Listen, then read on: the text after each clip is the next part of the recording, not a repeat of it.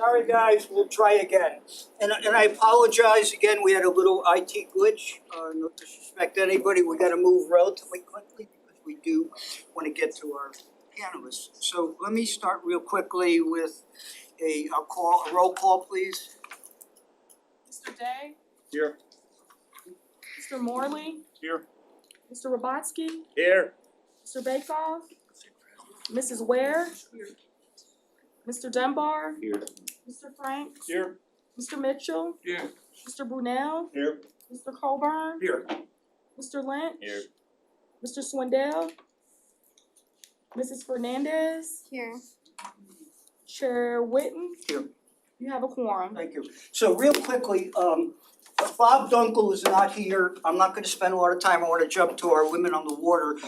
Since Bob is no longer here, we are not, however, strained for legal advice. We have Scott Stone down there and we wanna pass Scott a hat, official MAB hat, and the official passing of the Crown Royal. Ooh, all right. Welcome aboard. Thank you very much.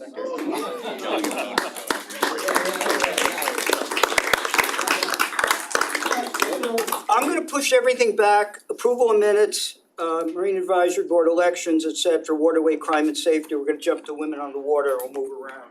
So Women on the Water started some time ago where we felt we had a shortage of folks understanding what opportunities are available to women women in general. I have female granddaughters, I have now an 8-week-old granddaughter, so I take all this seriously. And I have tremendous respect for our city manager, I have tremendous respect for people I know as Kitty and Stephanie. I haven't met Monica and I haven't met Benny, but these are people that make a career on the water in some way. And the fact is, we started working with Stranahan High, are you here anywhere? So folks from Stranahan High, at the behest of Ben Sorensen, we were asked to work with Stranahan High to kind of create a pathway to marine jobs, et cetera, careers. Well, guess what?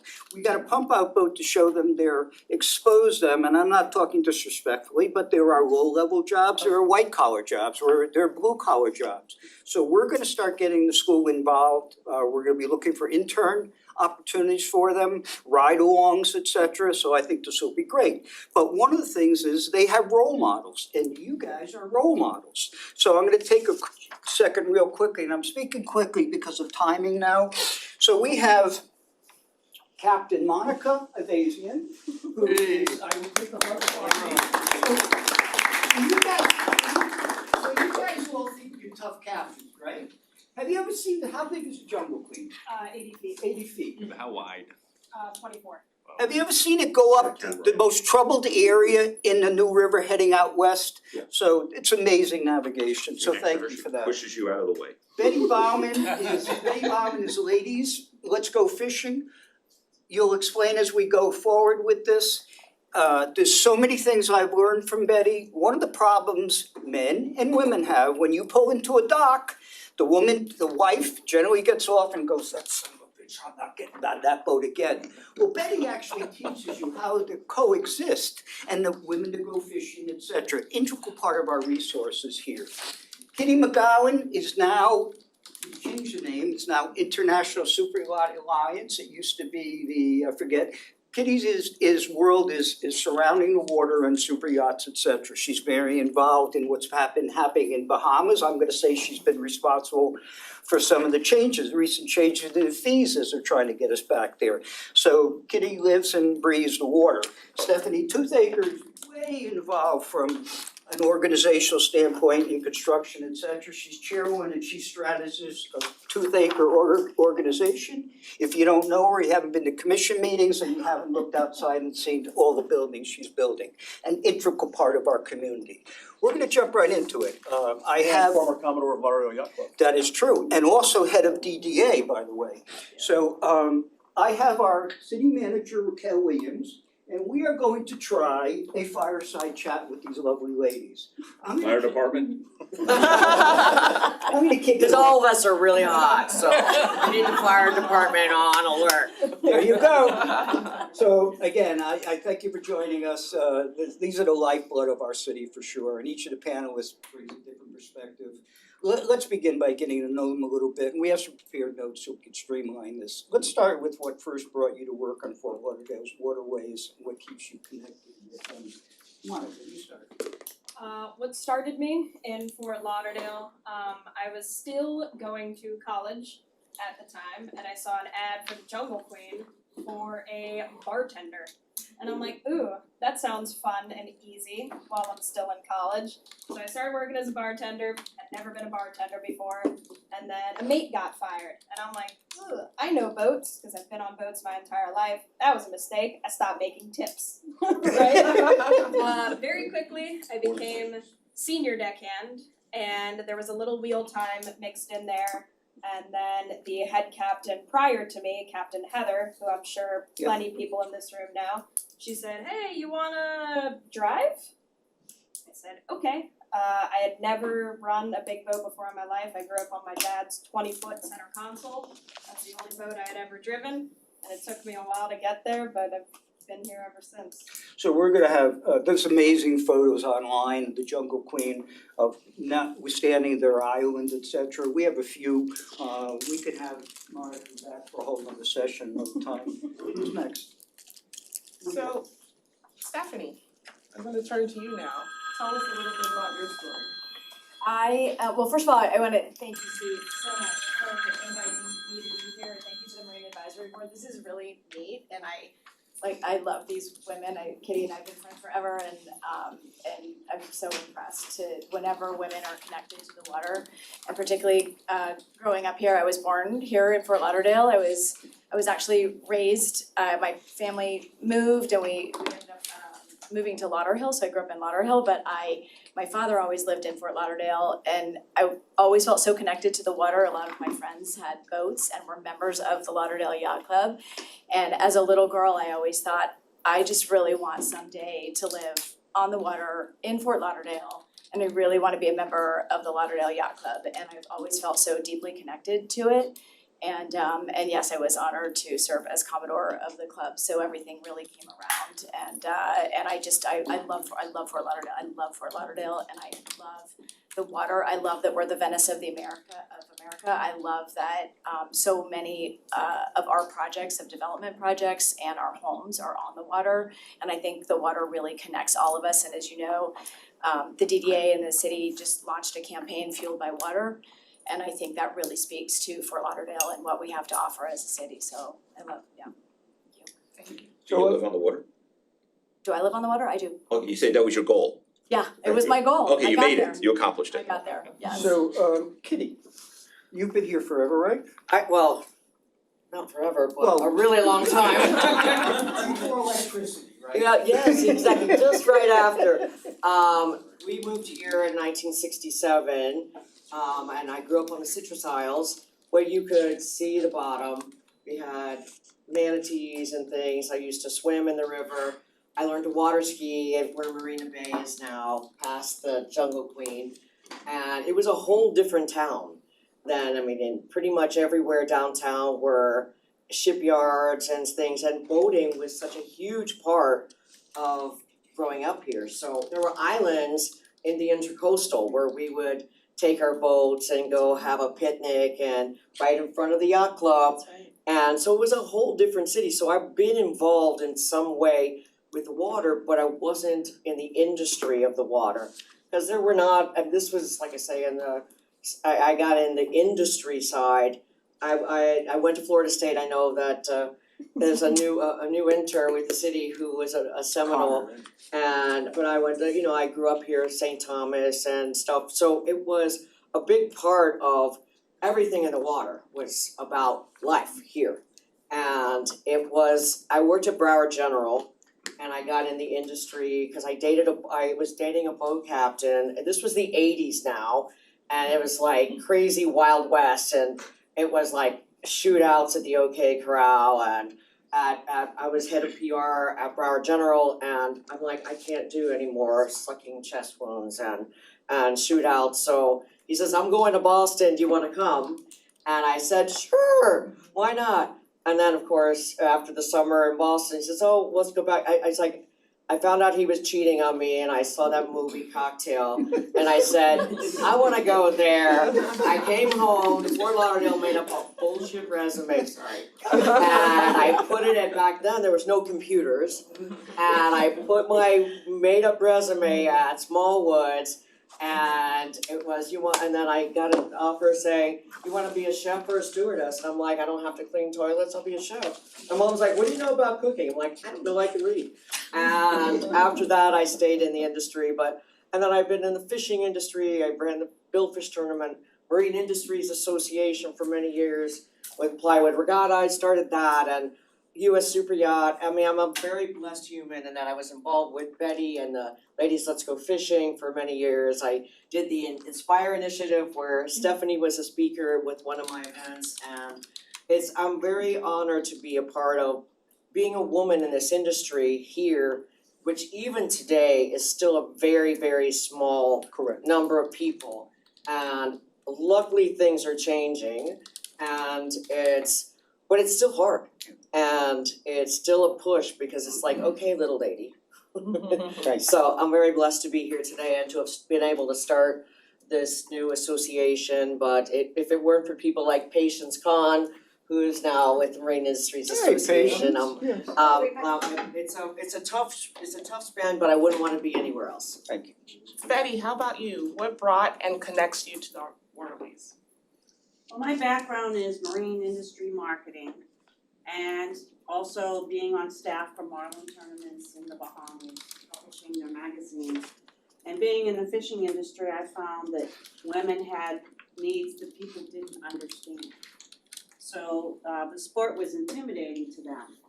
I started Ladies Let's Go Fishing. My first event was in Fort Lauderdale, a program where women could network with each other, learn about fishing from A to Z, the fishing basics, practice hands-on, and that's the most important thing. Practice hands-on with the equipment, such as knot tying, casting, throwing cast nets, we gaff grapefruits, we've done boat handling, trailer backing, and then a chance to go fishing on the water, on charter boats, so they can see things you can't possibly teach in a class, such as getting your lines crossed, or what to do when you've hooked a fish and you don't feel anything.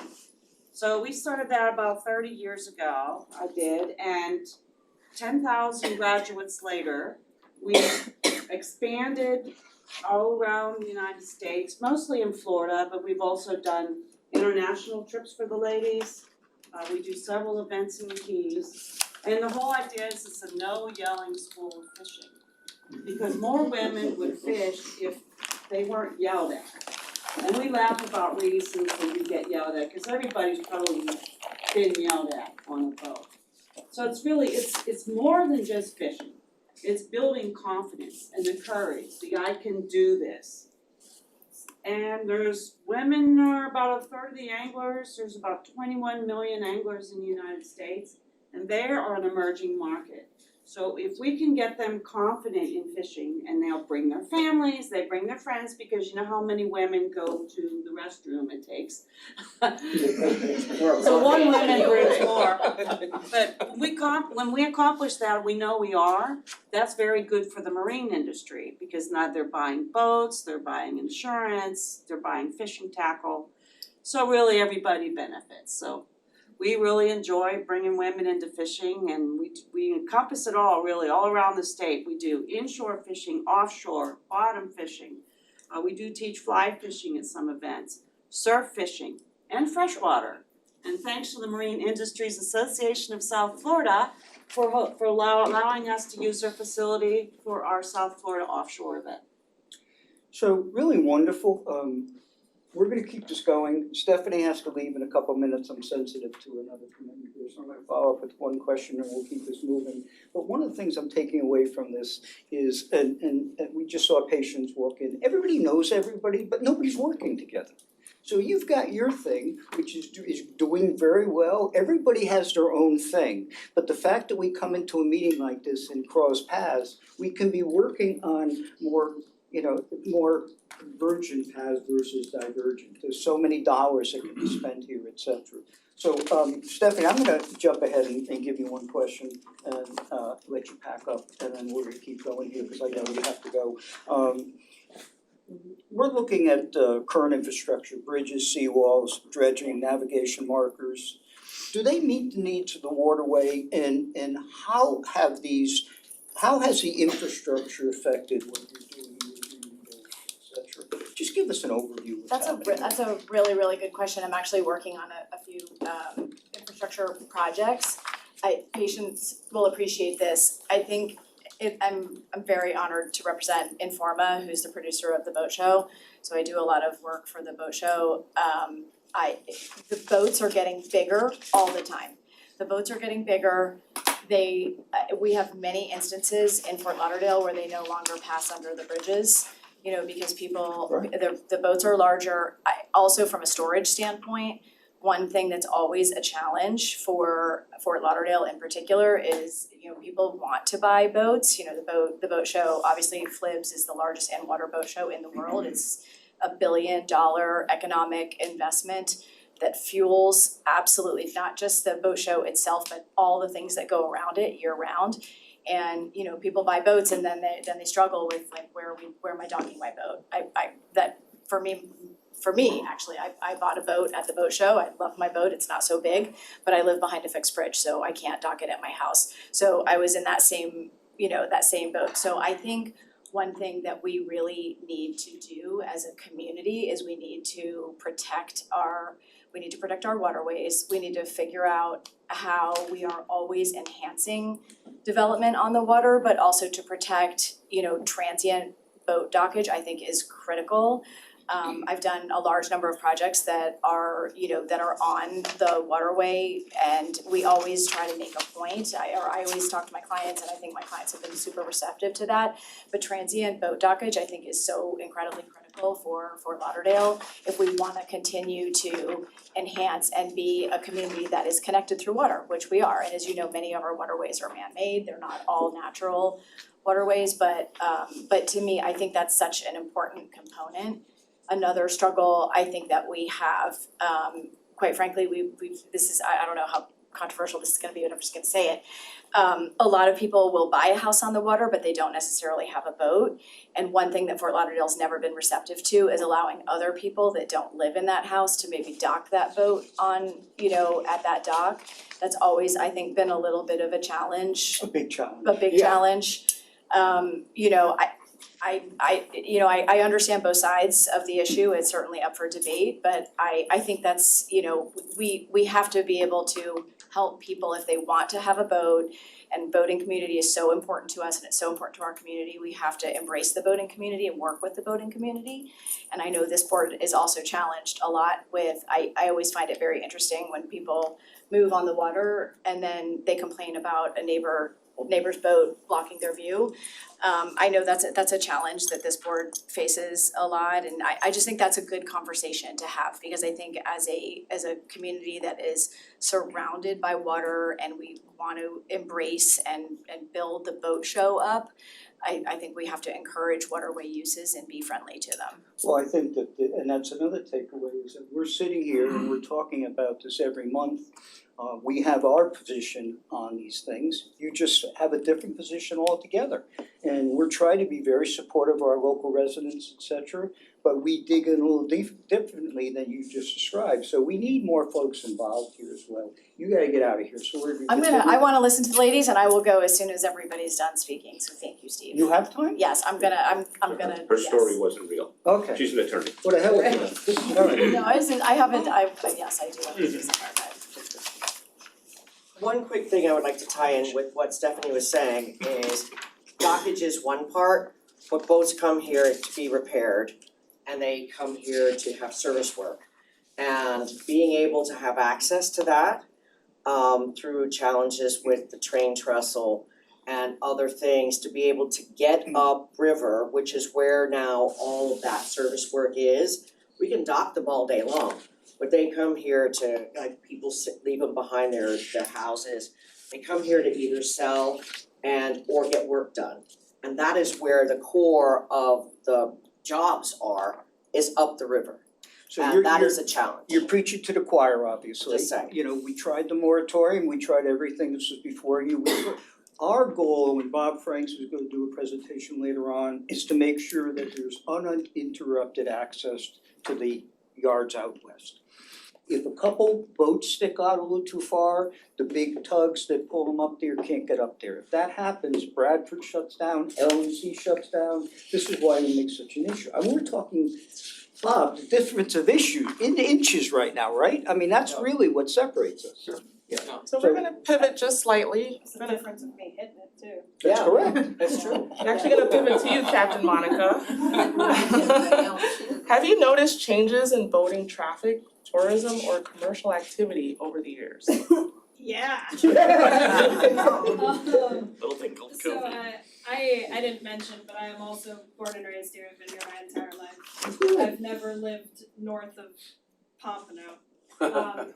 So I've realized even in my childhood, just going out on my dad's boat, that it was slowly kind of getting busier and busier. Lately, it's, I mean, a Saturday afternoon, me trying to get this thing up the river is like playing ping pong. I mean, it is, you know, I know that the train is down, so I take my sweet time getting up there. I finally get up there, and there's, I don't know, 16 pontoon boats, 5 cruisers, a 70-foot yacht that's sideways in front of me, and, you know, trying to navigate all that. I would say that the boat traffic has increased substantially. All of the charter boats have increased substantially. Everybody's got a pontoon boat that they're running for money these days. All of the tikis, I don't mind the tikis, I like the tikis, but I've noticed that it's, even in the last year, I would say, the amount of boats that are on the water has increased tenfold, particularly on the river. They're not on the intercoastal as much anymore, they're all trying to get up and down the river these days, what I've noticed. So obviously that's our big issue here, and you know, we need to convey this message to the town fathers about what really is going on. Our new attorney, Scott Stone, we're gonna get out on a boat, we've had city manager on a boat. The idea is to make sure folks are aware of what's going on in the waterway. You touched on this real quickly, Kitty. So what are the changes you've seen over, not even your lifetime, just over the 10 years? Over 10 years, I mean, just exactly what the captain said is traffic, challenges with navigation, not necessarily having areas dredged to the point where then it's pushing more traffic to more congested areas, and that becomes a funding thing. But it's also people like illegal charters, and also with people that aren't paying attention or boating impaired. It's, you know, it's an unfortunate thing, but I mean, it's not unfortunate, I mean, it's fun. It's the only sport you can have every member of your family, grandparents, parents, children, babies, all together enjoying the water for a day. I mean, we wanna get more people doing that, Sure. but it's also education and it's safety and, you know, and also it's a lifestyle. I mean, like, your goal was to live on the water. It's a beautiful thing, and it's, you know, how do we make it all work for everybody? Yeah, thank you. Just piggybacking off of Kitty's comments about some of the challenges, I'm gonna go to Betty now. What does a typical day look like for you on and around the water? And what are the biggest challenges you face? I work a lot. I work 7 days a week. I don't get on the water a whole lot, and that happens a lot in the industry. That, you know, you're in the fishing industry, but you don't have much time to fish. I do get to go out on boats, you know, during my events. But I love fishing, I love boating, I just like being on the water. I've met a lot of women through Ladies Let's Go Fishing who are looking for paddles to go boating with. You know, and my husband is the yeller of the two of us. So yeah, typical, when you're going fishing, it's more than just a day. It's probably a day or two of just preparation. What are we going to catch? What kind of equipment do we need? What if those fish aren't biting?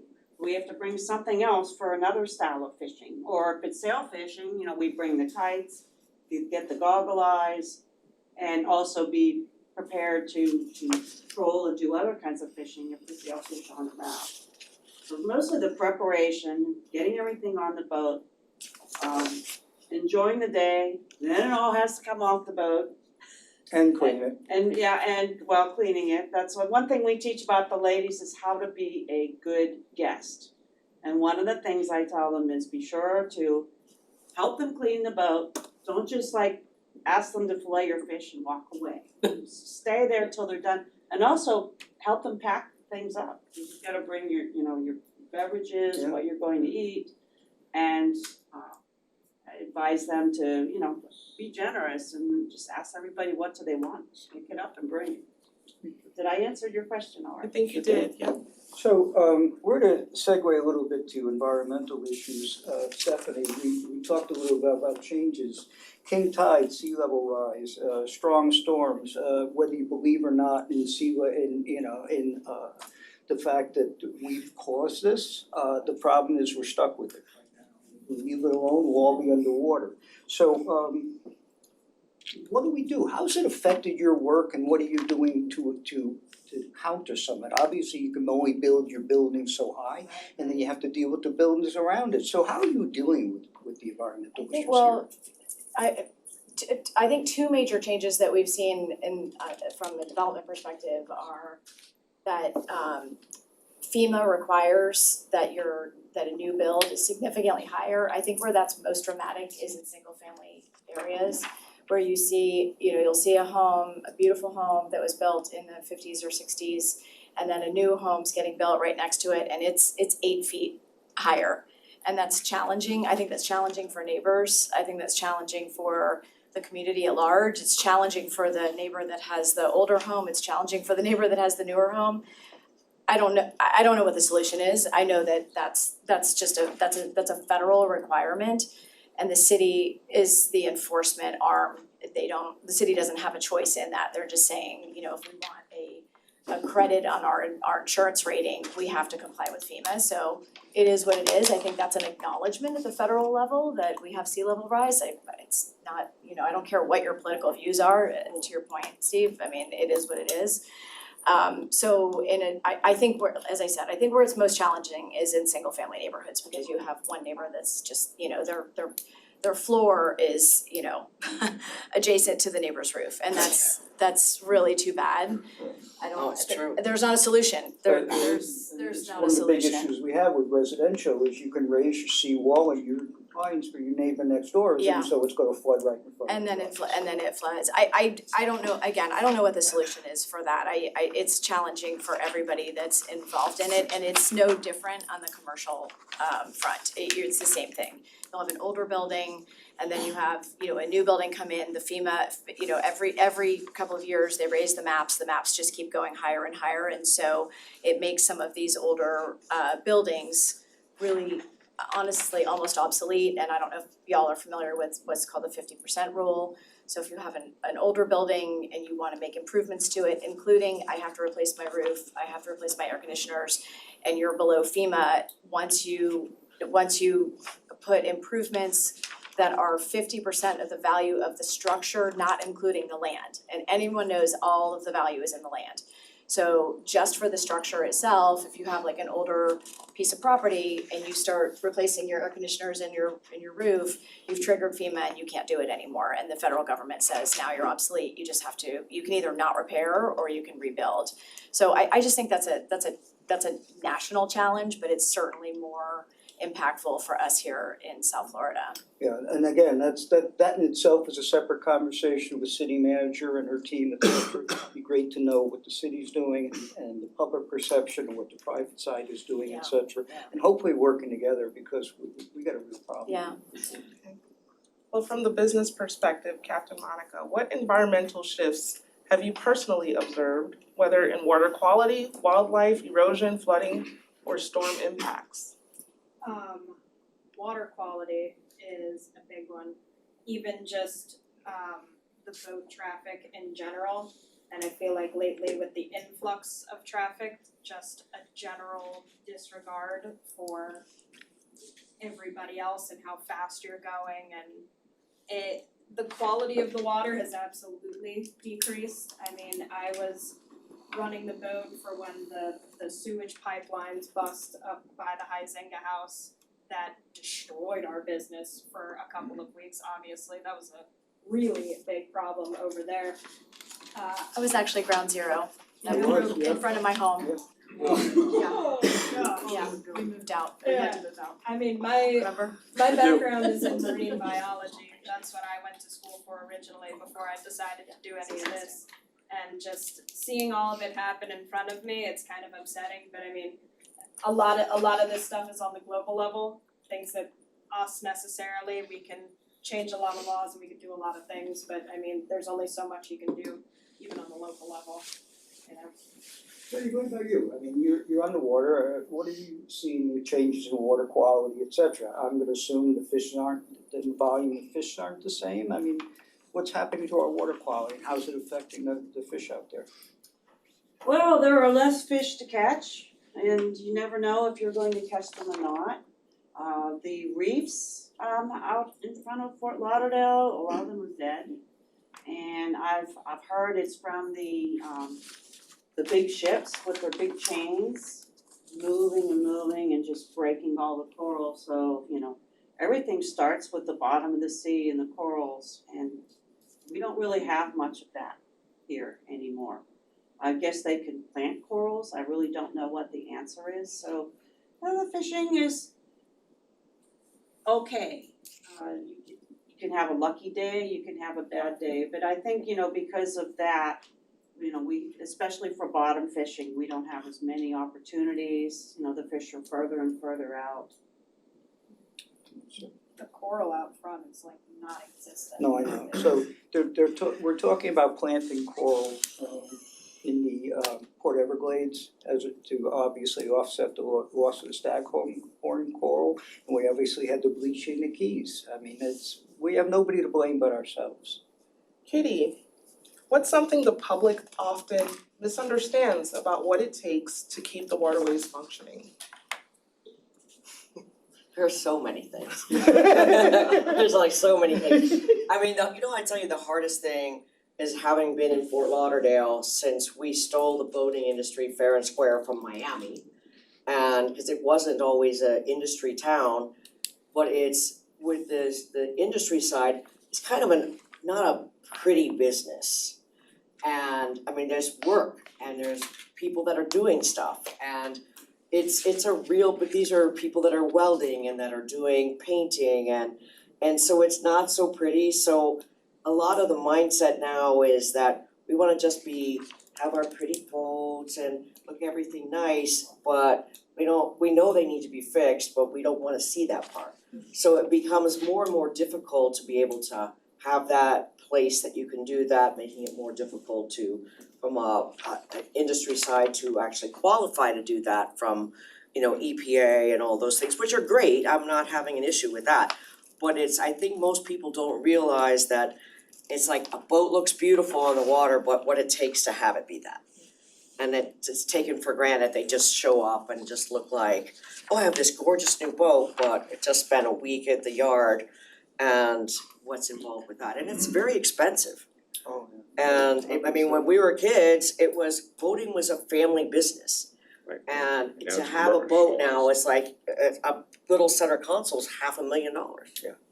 So, sorry, I was gonna say that we have the commercialization of all the yards that have Yeah. become large corporations have purchased them, squeezing out the hardworking local people, which have raised the prices, which unfortunately has made Stewart the new place to go for boats to get repairs. Yards are moving there, doing quite well. What do you see that the city of Fort Lauderdale can do to try to maybe Pull that slow the back? bleed? Well, the crazy thing is that Stephanie will understand that highest and best use. You look at, I mean, they keep raising the Owns all prices on that. the vendors. Oh, yeah, trust me, I know Suntex's and that. stuff. but understanding that owning a shipyard is not nearly as profitable as a development. So, I mean, I run the Marine Council, and many years ago, like 20 years ago, we did a marine business area, so we had to keep it marine. So But that, all understanding all of those things that are owned by developers, their highest and best use for that property is not a development. I mean, it's not a shipyard, It's unfortunate. it's for a development. So they're doing this, I mean, I'm not saying I'm not saying bad or good, but it's pushing out a lot of people and also for yacht crew. I mean, to rent a place here in Fort Lauderdale while a boat's on the hard or at a shipyard is now a lot more expensive than it is in Stewart. And so it's cost, value, ROI, and I don't know how to do that. I don't know how to bring it back. And That it's, ship sailed. Use a I don't nautical think it- metaphor. I don't think it's sailed, but I think it's sailing. And I think it's between a lot of it's like people want in this industry, especially the yachting side, they want it easy. They wanna get to whatever they want, they wanna do it when they want, they don't wanna have a lot of pushback. And there's a lot of challenges now in Fort Lauderdale between bridge openings, between getting to a place. Where Miami was 30 years ago. Exactly. So you can see the I totally see manifest it. change. But it's like, so you So look look, at you got- Stewart, Jupiter, We have people Fort Pierce. fighting for this, I mean, John Kelly's not here, he usually Right. keeps everyone no, on. he's great, Bradford You know, is great. so these guys are fighting, Yes. and we have a tremendous amount of support behind us. Let me move forward here. Yeah. Stephanie, I'm gonna set you up for this one.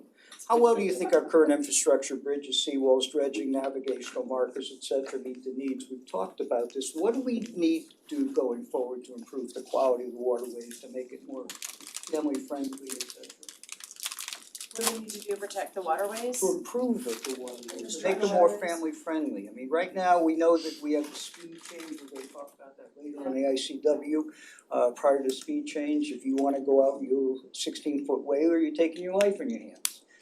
This is not about the 1%ers, this is about the 99%ers. Families, yeah, So, we have, how do we yeah. make this more family friendly? We're continuing to litigate, but there's a point where we have to depend on integrity. I mean, I'm just gonna make a general statement, I think it's so important for us to do everything we can to protect our marine industry. I think it's the lifeblood of Fort Lauderdale, it's what Fort Lauderdale was based on. And whatever we need to do as a community, I think a lot of that is and obviously everybody that's here, it cares about that, I know, Ted's in that business, a lot of people are in that business. A lot of it's education and understanding how important the marine industry is to Fort Lauderdale and that's what Fort Lauderdale was based on.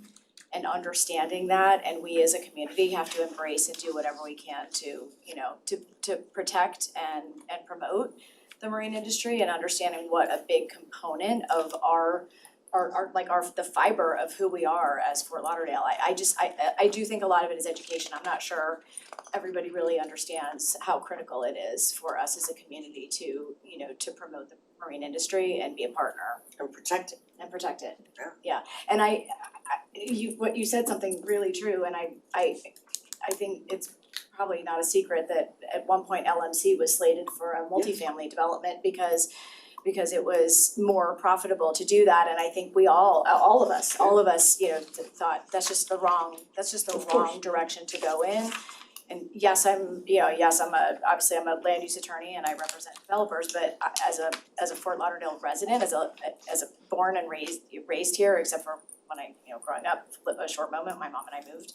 But to me, I just think it's so critical that we protect those industries that are dependent on being on the water and whatever we can do as a community to make sure that doesn't happen, it's always at risk, it's always at risk. You're right. And I do believe, building more access to water, even if it's, many of you may remember that I did the F3 project, which was one of the most difficult projects I've ever done. I mean, personal attacks, but that's such an important component because it's where people can dock their boats and be a part of the industry. And so I think we just as a community, I think it's education, and I think we need to do everything we can to protect the marine industry. Yeah, thank you. We're trying to, that's one of our issues, is trying to 5-day dockets. One of our guys has an issue with, if we live here, we should be able to use the resources. Yes. So Yeah, I should we agree. be able to pull a boat up and go to the beach? Yeah. Well, speaking of protection, looking at the human side of protection, Captain Monica, you probably are encountering safety issues on the waterway. What can we do to reduce those issues? What are those issues? Education, like, I mean, we've been saying about a million different things. Education is a huge, huge, huge thing. I mean, the people that are from here and that are running their center console up the river and I'm coming out, they're gonna be angry at me. There's no way around it. My boat is harder to drive. You're gonna yell at me and you're gonna curse at me. But a lot of the newer things that are going on the water, like there's way more rentals than there has ever been, you know? I mean, I got my boating license when I was 12 years old and it's good for my entire lifetime, you know? And you gotta get your temporary boating license in order to rent a boat. It takes you all of 3 minutes and they help you out with the answers, you know? And that person is the one that I'm meeting on a Saturday at 2:30 in the afternoon in the middle of 3rd Avenue Bridge. They don't know what a radio is, they don't know what a red and green is, they don't know what anything is, you know? And just education, I think, even for the people that have been doing it forever, just a refresher, you know? I'm the last person to say that the bigger boat has the right of way always. I'm comfortable driving my boat, but there's a certain limit to the places I can meet you and the places that I cannot. And the people that are meeting me in those circumstances, I have no idea. Is that boat's a single screw? No. Oh, it's not, Yeah, twin screws, but no thrusters. Okay. No skeg. Hmm? It slides, Yeah, no, flat bottom. but it's I skeg. just can't imagine. So quick question on that, It's skeg. so you have a problem with boats, tell me about jet skis. They get out of the way. Okay, you just did that, thank They you. get out of the way. You seen the one, you seen the one with the dog? Okay, so, The hoverboard with the dog yeah, driving the yeah, jet yeah, ski? yeah. Okay, He gets in my way, but so they have issues. he's alright. Okay. Good boy. Yeah. Okay, so my turn, and we're gonna try to end this real quickly, guys. Kitty, for you, if we stay on our current path, what would you think Fort Lauderdale's waterways will look like now in 20 years? If we don't do anything, 20 years? Yep, we don't do anything, and if we do something, can we correct the woes that we created? It's hard The big boats would be stored. at my age to say 20 years from now, because it's changed so drastically in 20 years. Can There we used to be a improve it? shipyard where the Broward County Performing Arts Center is. Right. I mean, it was a self yard at Chinook Marine, and I mean, and that's like 30 years ago. Well, So can we how get it can we- back, can we get it back to a point where you could swim in the water here again? I don't think so. I don't. I mean, there's so much infrastructure that is challenged, everybody knows. I mean, you're putting 1,000 toilets on a place that had 10. And infrastructure is not necessarily being repaired or improved, getting ahead of it at the same rate. So if you project 20 years ahead, and it's not on the plan, because it's a lot of money.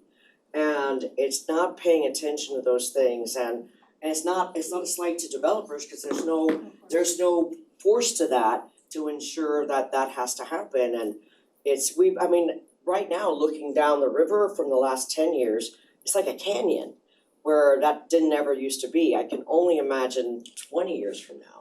So I don't know it's really difficult to go backwards. To me, is that how do you go forward and find a place for new technology with the living seawalls, which are really encouraging, with finding new technology for water treatment and things to be able to improve quality. I don't know that there's ways to go backwards, but I think finding technology, which is changing so rapidly, that can help improve things in the forward, but infrastructure is always a challenge, and I don't see going backwards.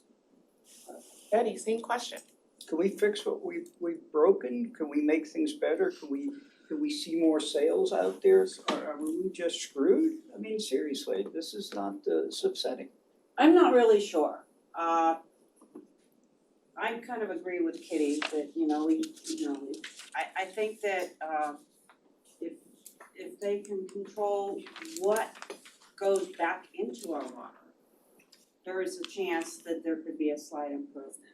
Less waste in the water,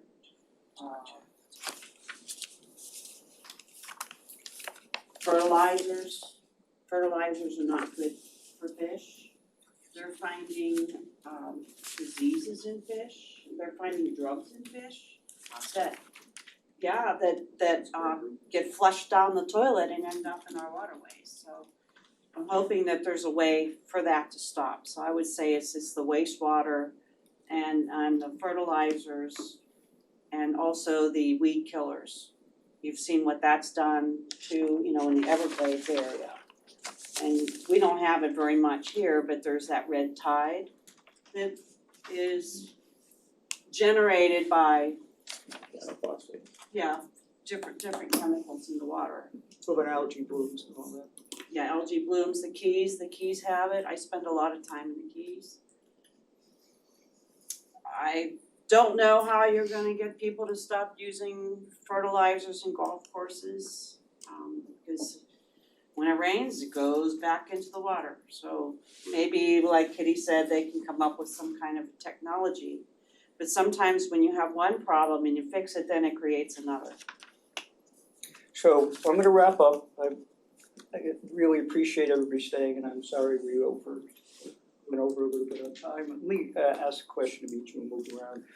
So we have a couple interns here. We mentioned Stranahan High, et cetera. What advice do you give the next generation who inherit the responsibility of our waters? My granddaughter is with Kind Design. She obviously cares about it. My son, my grandkids are coming up, et cetera. What do we tell the next generation? And by the way, we've entitled that next generation to a great degree here. So are they going to be good stewards of our society? How do we educate them? I hope so. My son attends St. Thomas Aquinas, and one of the things that they are required to do as students is to do community service, and I think that's such a positive. I think everyone, particularly grade school, he did that through middle school as well. And I would suggest that we engage with our schools and include, because they get to choose what community service they do. I would suggest we engage with the schools and say a portion of your service hours have to be related to something having to do with environmental cleanup and water. My son's very passionate about it anyway. He's a boater and a fisherman, so that's all he wants to do. So I connected him with 4Ocean. But that's something that we as a community could easily do and go to the schools and say, we want you to, if you're gonna require 100 hours of community service each year that you're, freshman, sophomore, junior, senior, could we ask you to make at least 25 of those hours be something to do with the water environment, understanding how important it is to keep our waterways clean, the waste and things like that. I think maybe that's something that we could look at, and I think that would be really beneficial for everybody. I think that's great. I mentioned Stranahan High. We're gonna be looking for intern opportunities for a handful of kids. They can work in your office, they can work with you, they can work with any of us. But having a mentor or somebody like that to learn from means so much to a lot of these folks. A lot of these folks have never seen the water, by the way. Actually, the dinner that I'm going to tonight is the Sailing Foundation dinner. We honor the US military, that's why I'm dressed for that. But a lot of that has to do with, if you're not familiar with the Gold Star children, which are of course children of fallen military, so this is a fundraiser for that.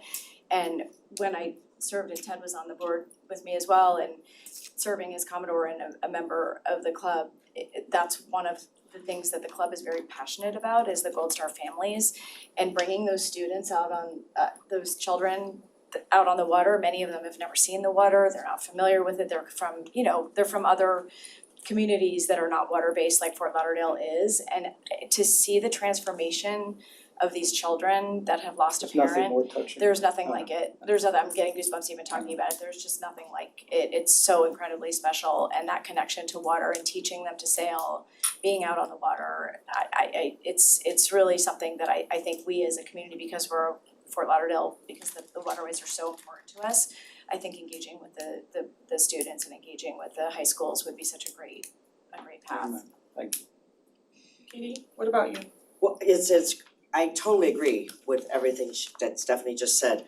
I was involved with helping South Broward High School get their marine magnet program, New River Middle getting their marine magnet program going. I've been talking with Stranahan. It's a lot of these kids, like you were just saying, if you don't know it, I mean, a lot of us were blessed to have the opportunity to grow up with it. So it's a part of our DNA. And it's when it is that, this is my happy place. I don't like being in a place where I don't see water or I can't be around it. But if they don't know it, then they don't necessarily give a darn. I mean, so it's getting them on the water. And like you said, it's like when you see their face when they're out on the water, it's like magic. Because the water is my therapy. If I'm having a terrible day, going out on someone's boat, that's the best kind of boat to have. Somebody else's, joking. But it's magic, and it's like there's proven with kids that have disabilities because it's such a calming, beautiful thing. And when you get that in your heart, then you wanna protect it, then you work to protect it, and then you get engaged in it. Or you catch a fish. I mean, it's like I've done a lot of stuff with the Miami Dolphins and a lot of fishing tournaments. It's making that part of your DNA, and I think that is the best way to engage the upcoming generations. I mean, like Plywood Regatta, and when I helped start that, it was getting kids interested in the water. And it's not easy if you're not in that, because now there's so many barriers, it's expensive. And so getting them on the water, I think, is the most important thing. So I think that the point, but we say kids, it's also what Betty's doing, is just getting people on the water. That's, yeah, I'd say You know, kids to me. So Everybody's kids, a kid so to me, we right? know that there's kids who actually live in Fort Lauderdale that really have not experienced the water, but we have older folks as well, and that's what you're doing. So I'm hearing that this comes down to education. So what's your point about the same thing? What's the one thing about the waterways that we can tell every resident so special about here? Well, that's really one of the things Ladies Let's Go Fishing is good at, is to teach the parents, the aunts, the grandmothers, not to take our oceans and our waters for granted. And we teach conservation. People that come into boating and fishing don't necessarily know about conservation. So we talk about pick up your trash, treat the ocean as your house. You wouldn't throw down that piece of paper and not pick it back up. Also, if you see other trash floating, pick it up, put it in your boat and throw it away. The other thing that is really sad are the foil balloons, the Mylar. metallic balloons. And Picked two up turtles this and week. fish can ingest them, and that's very, very bad for them. But people who just let those balloons loose over the water don't realize where are they going to end up. They're gonna end up on the water. Who's gonna pick them up? So, we encourage responsible stewardship of the oceans, because just because it's there now doesn't mean it's gonna be like this all the time. Amen. Monica, you grew up on the water. Yeah. What would you tell the next generation? I think the next I'm clearly a young person, I'm probably in the younger generation for most of the people that are looking at me, but I think that thanks a lot. Oh, I'm not gonna be too offended. Motion to adjourn. So much. I was older. I think. You know what I mean? I mean, he's 36. She's a captain. Remember, this is, I don't know if everybody saw this, by the way, why I wanna be a There's captain. women like him. Yeah, that's right. I I hope did. I don't get seasick, because if I get seasick, I can't be a captain. I'll actually have to start working. Yeah, I mean, I'm a Girls wanna pirate, I marry a didn't say I was good at talking.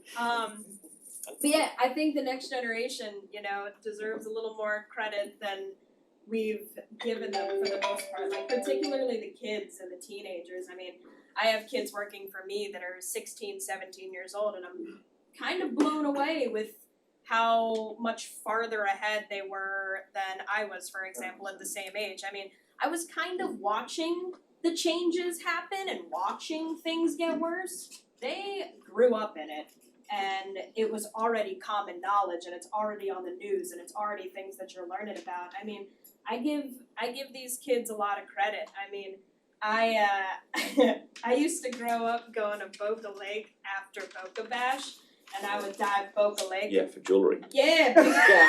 I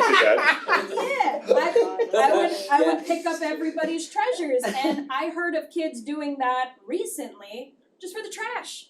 All they wanted to do was pick up all the White Claw cans and the beer cans. I'm like, man, I was doing that for a totally different reason. I was looking for iPhones and rings, and that's what I was looking for. But I think the kids deserve a lot of credit, and I think the more that we can bring them on, I mean, we got Women on the Water going on. I think particularly younger women seeing women doing the sorts of things that we're doing. I mean, I wish I had more women in the boating, and I grew up around all men. It's a men's industry. It's a men's world. You know, all the charter captains are guys. All the fishermen are guys.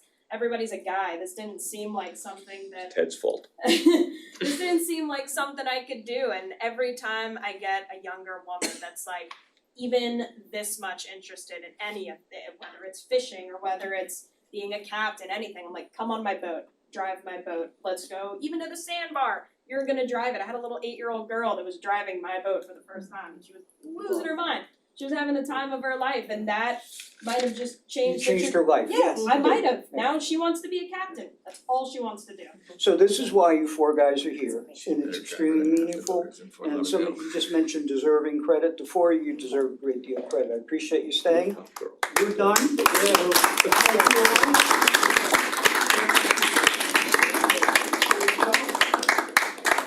We cannot send you off without a gift from the Marine Advisory Board. Aw, Thank hello. you. Thank you. My. Do you think we ever have a meeting that is under 2 hours? Soon. Ladies, thank you. Chocolate. We're gonna follow up. Yeah, with when- City Manager. when I'm in charge. Greatly appreciate it. There you go. I'll leave some Most of mine flyers were here if short. anybody wants to see them. We can go short. We can go fast. Next month is last week. I mean, I enjoy it though, it's a good, you know, And it's if different. any of you guys have ever had, not ever had Mr. D's pizza, Captain's father owns Mr. D's, it's like the best pizza. Just saying. So you have a mom? Yeah.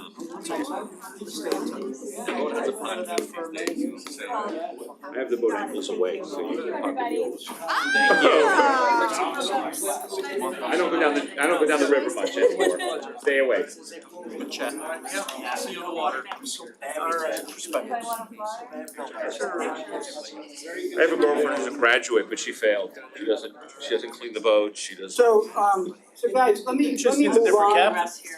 Probably. Send it Thank to you, Betty. you. We'll circulate them, and if there's extras, we'll pass them around. Dating service. So let me move on, before City Manager Williams leaves, it was just discussed a moment ago, we talked about education, we keep hearing education. We hear about education and enforcement, and what I realize is there's another component that we're missing. And so we say, well, we gotta educate people, and then we've gotta go enforce. But there's a component I've been playing with, and it's integrity. And so I read this article that says, teaching integrity absolutely reduces the need for enforcement. It doesn't replace it. On the waterways of Fort Lauderdale, the dynamic is more like a three-legged stool. Education, integrity, and enforcement all stabilize each other. Remove one and the system wobbles. So my question, city managers, you deal with this all the time, how do we teach integrity, people?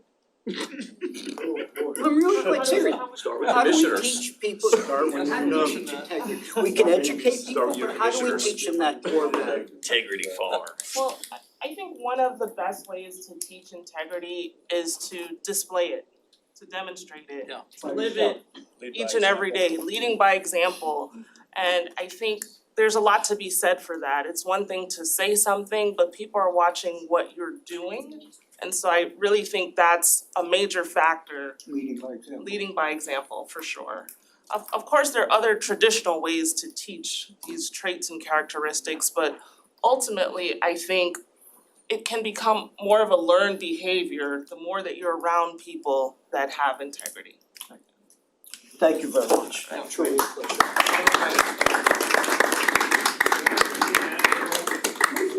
You're going anyways. I'm going to anyway, but we sit here every month and we come up with shortcomings that our fire department has and our police department has, it always seems to revolve around cash and money.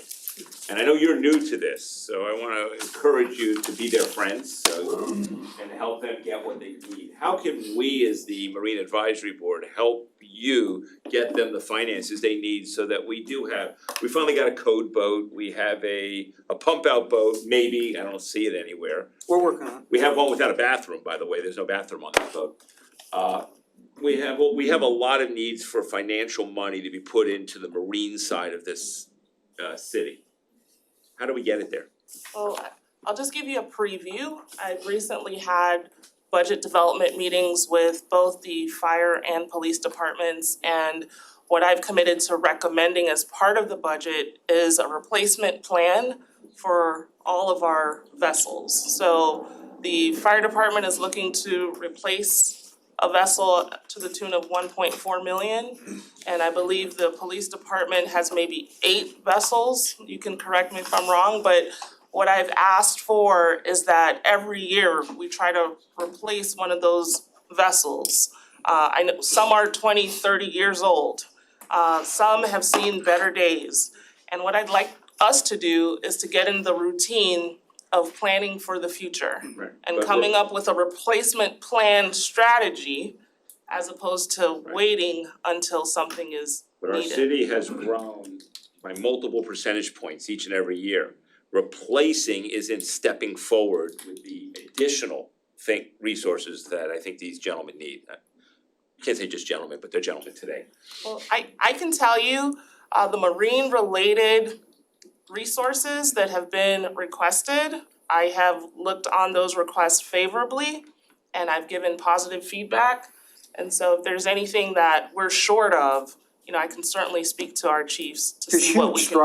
strides that have been made in the Right, last and I year. appreciate her, she wasn't here when the problems But she's, developed, but so we're hoping with to make respect changes. to assets, we have water, we have fire boats coming, we have a number of things. I think that you gotta ask for it, you know, and the problem is with fire, PD, et cetera, they all have to do their job. We can make a little more noise, and we've done that, and the city manager has been following up. Chip Lamarck has been following up. We have a lot of money coming out of Tallahassee, DC, so we have to ask and we have to follow through, but it's actually happening. As we're doing all this development in District 2 that are on the water, I don't know, how do we make these developers maybe kick, you know, when you build out west, they have to build a school.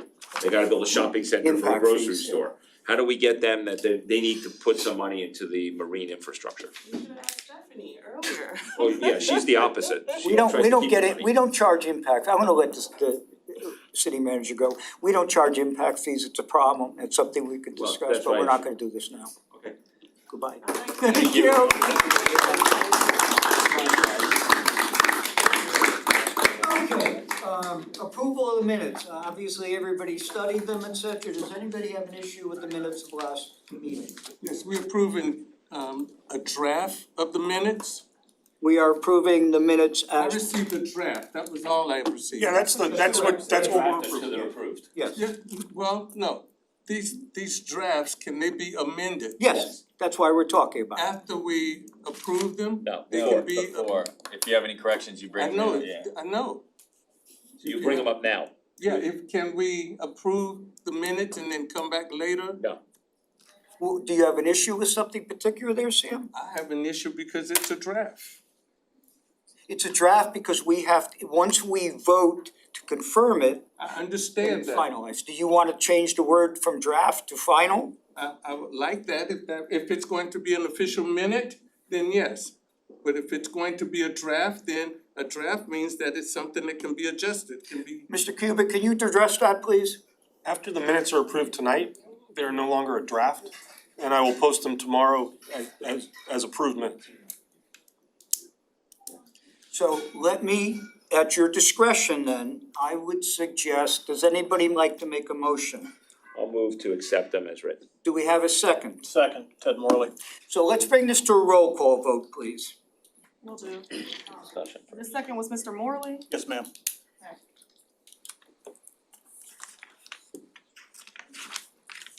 And this motion was made to approve the meeting minutes from April the 2nd, 2026.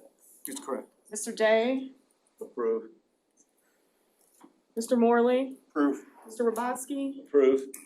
Mrs. Ware, Approved. Mr. Dunbar, Approve. Mr. Franks, Approved. Mr. Mitchell, Yes. Mr. Brunel, Yes. Mr. Coburn, Approve. Mr. Lynch, Yes. Mrs. Hernandez. Approve. Chair Whitten, Yes. motion passes. So I'm very concerned that Mr. Mitchell sees the word draft as an issue. I can't say I necessarily disagree with him, so we will confirm tomorrow morning that that word has been removed and is now final, Sam, subject to what we just agreed to. Moving on, waterway and no. So we were, May generally of each year is when we have scheduled elections. Andrew tells me we do not need to do this, but I would like a motion to reschedule to June. So moved. I time out and we can do that then. Second, all in favor? We discussed, Sorry, first and second. Sorry, hold on. John Lynch motion to move the elections to June. and Ted seconded. No, I didn't second. Oh, yeah. Bob did. Bob did. But we have a question. We Right, have- so now we approve this, now it's open for discussion. No, any discussion No. before approval? No, right. No, a motion to approve, and then we haven't voted on it yet. So it isn't to be discussed until it's been motioned. That's Robert's rules. You bring it up, you approve it, then Yeah, we get to the discuss it. discussion. Correct, okay. But I'd like to know why is the change and why, I mean, if we're not required to do it, or if we are required to do it, what are the changes that are changing as a result of moving it a month? As opposed to moving it to August? Cause Steve won't be on the board anymore. So I time out in June. And it seemed, and you could vote me out tonight if you want to, but it seemed unnecessary to have an election today and then again in June, because you have to pick another chairman in June. So it seemed to make sense to roll both the chair and vice chair elections to June. Okay, so there's no transitional period for the chairman-elect, let's say, as opposed to. Stays as Okay. is.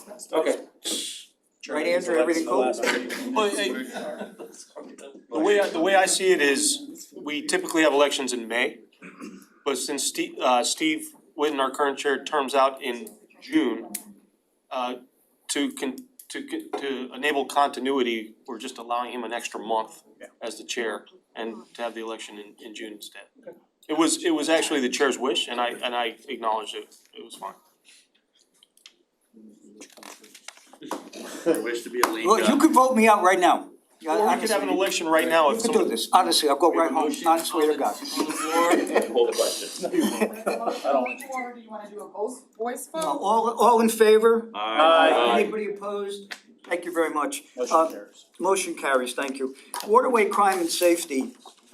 And again, I apologize, I'm really trying to move, I know we took a bit of time there. Let's, if we can, there's a bunch of things we're gonna try to go over here. Ed, how about you give us a report if you'd be kind enough? Good evening. Come on. So you see that as a win, I see that as an absolute loss, that code has a vote. Either one of them up. They don't have a bathroom then. Good.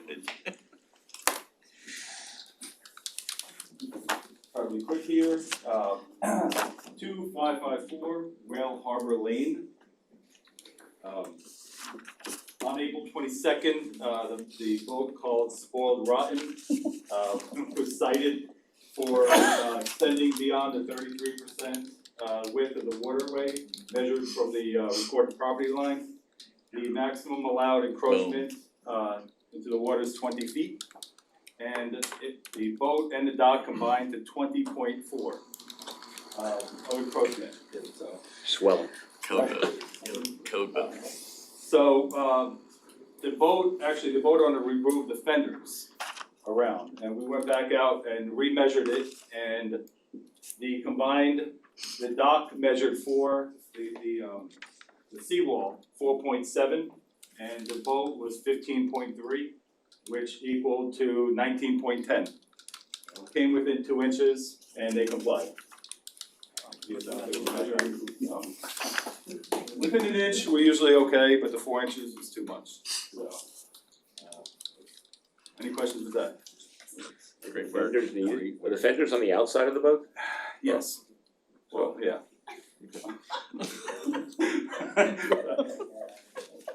Trick questions.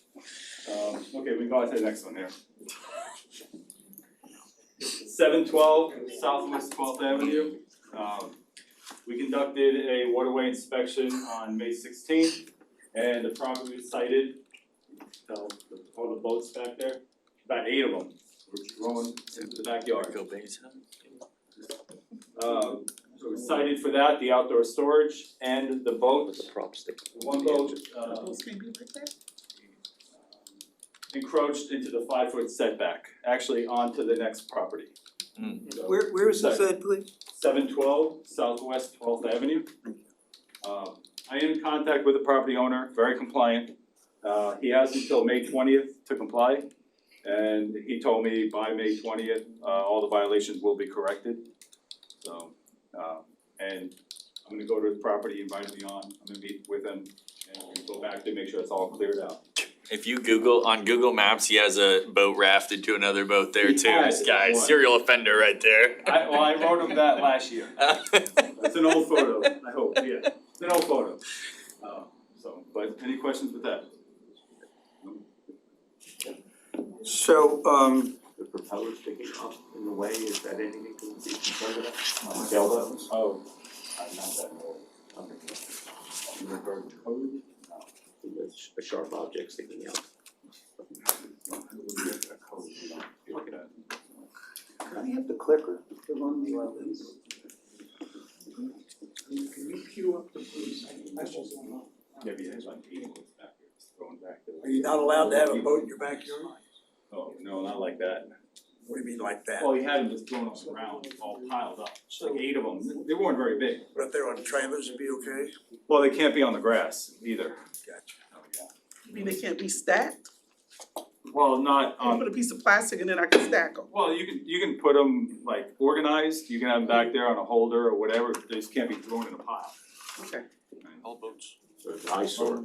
Oh, Is it visible for We anyone? call it outdoor storage. Outdoor storage. Okay. But yes. Excellent presentation, thank you very much. Chief Knowles, did we wait, oh, there you are. Chief Knowles, what's happening with our fire department?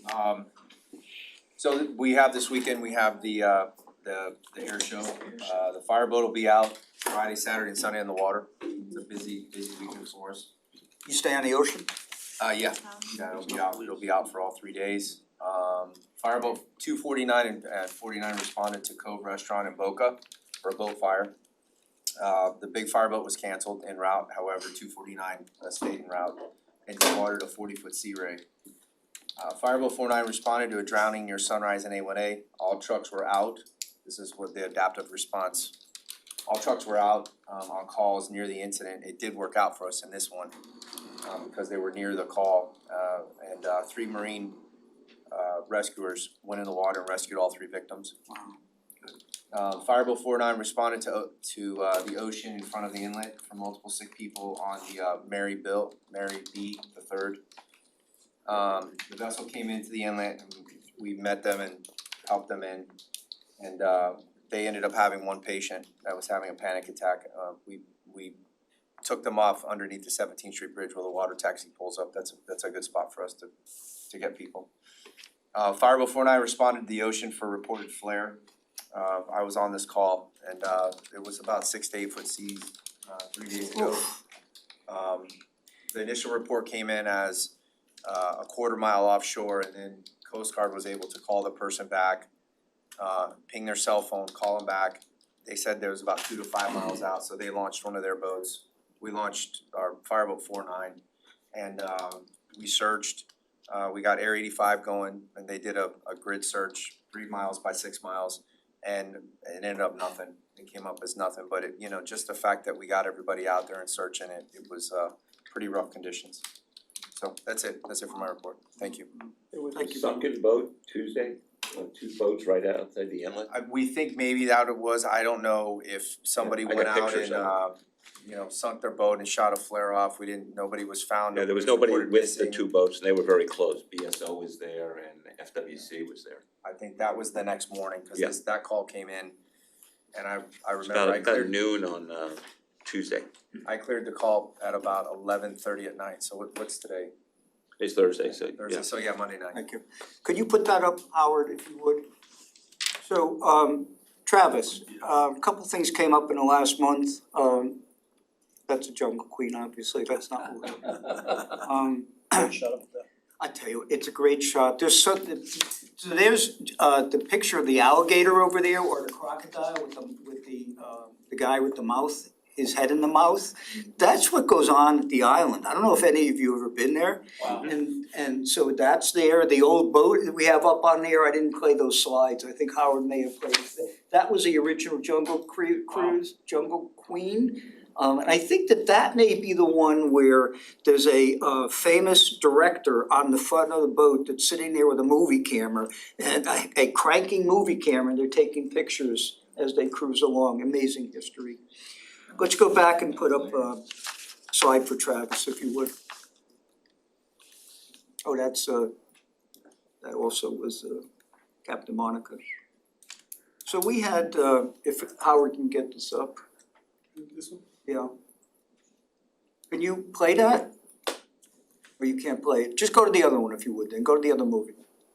The next one is six dot move, and the one right next to it.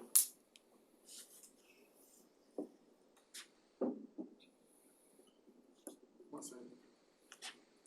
Yeah, just give me the other slide, that's all. Go ahead, Travis, if you would, and we'll come back. Okay, we had a pretty busy month in April. On April 13th, we had a person report to us that their dinghy was stolen out of 2525 West Marina Bay Drive. They ordered the dinghy, it was delivered to their vessel, which was there. Nobody saw the dinghy delivered, but the delivery company showed a photo of it. And then when the marina went to install the cradle for the dinghy on the back of the vessel, the dinghy was no longer there. So it was pretty good delay from that time until the people who live in Texas called us and reported it stolen. So it has yet to be recovered. We don't have any video or anything of the incident at all. No one remembers seeing the dinghy there from the staff, so it was a little bit of trying to get somebody from the delivery company to verify to us that they actually did deliver it before we entered it stolen. Cause once entered stolen, that goes to NCIC, and anybody who stops that vessel is gonna think it, or see it stolen, and it's gonna be a wholly different confrontation with the police and the people, so we wanna make sure the thing is stolen before we list it as stolen. On April the 6th, 27 Southeast 21st Street,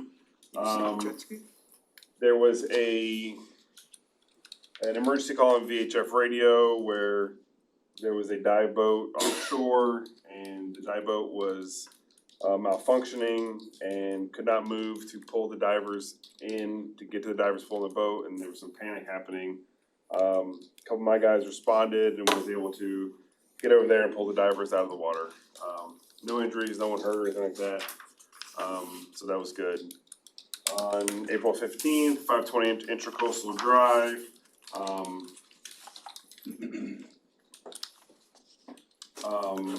there was a jet ski crash right there, which is Intercoastal, 520 Intercoastal is between Las Olas and Sunrise. There's a rental jet ski there operating. There was a barge traveling north. It appears that the renter panicked coming up into the barge kind of fast. Of course, the barge is still moving and didn't know what to do and ended up crashing the jet ski. She had a minor injury to her head.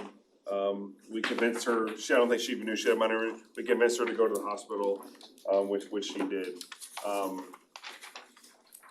was that, Travis? That was on April the 15th, at about noon. 801 Seabreeze Boulevard, one of the sport fishing boats there reported us they had rods stolen from their boat. We responded over there, I myself responded there as well. They had good video of the assailants between the marina and the boat's camera itself. You see these assailants not only enter the boat, take their very expensive rods, leave in their vehicle, and pay to get out of the place. So, we have a good makings of a good arrest. And we do all this work for about an hour and a half, and then they say, oh, we don't wanna prosecute. So, it's, I mean, not to sound cold, it's like, why are we here then? Like, because, you know, it's a person's crime, so you own something and nobody was hurt. So detectives are not gonna waste their time with, if you don't wanna prosecute, you don't go to court, you don't do all those things.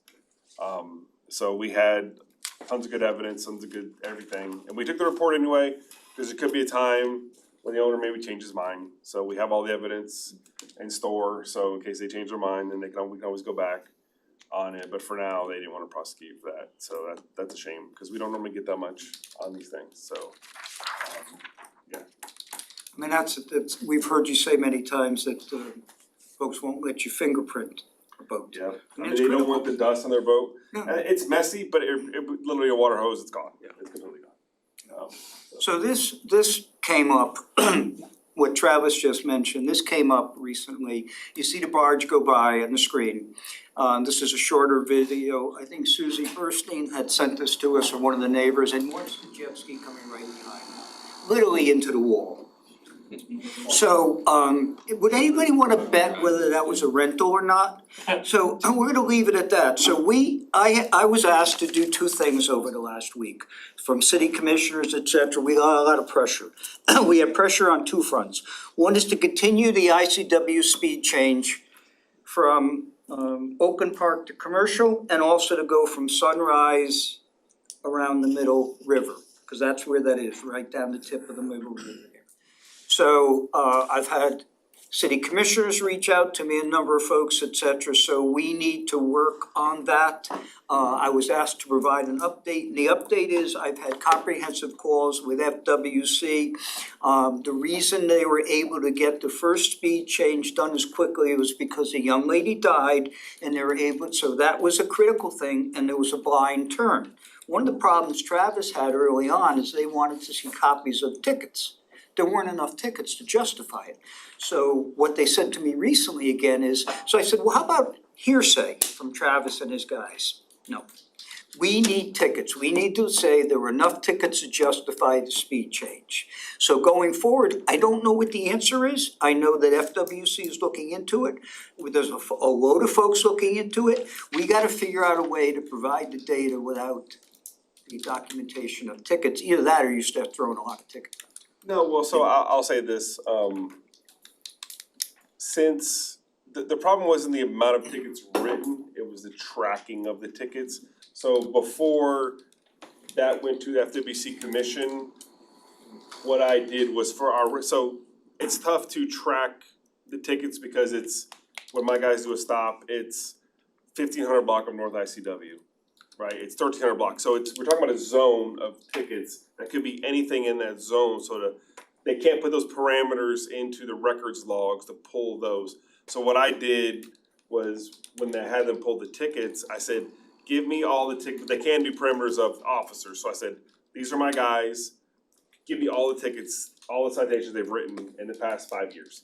And I handpicked, cause the locations are in there, and I handpicked the ones that I know were in from the Sunrise to Oakland, so before we went to commission, they voted on it, they had that data there. The issue that I know of that going to north of Oakland beyond is you don't have a blind curve.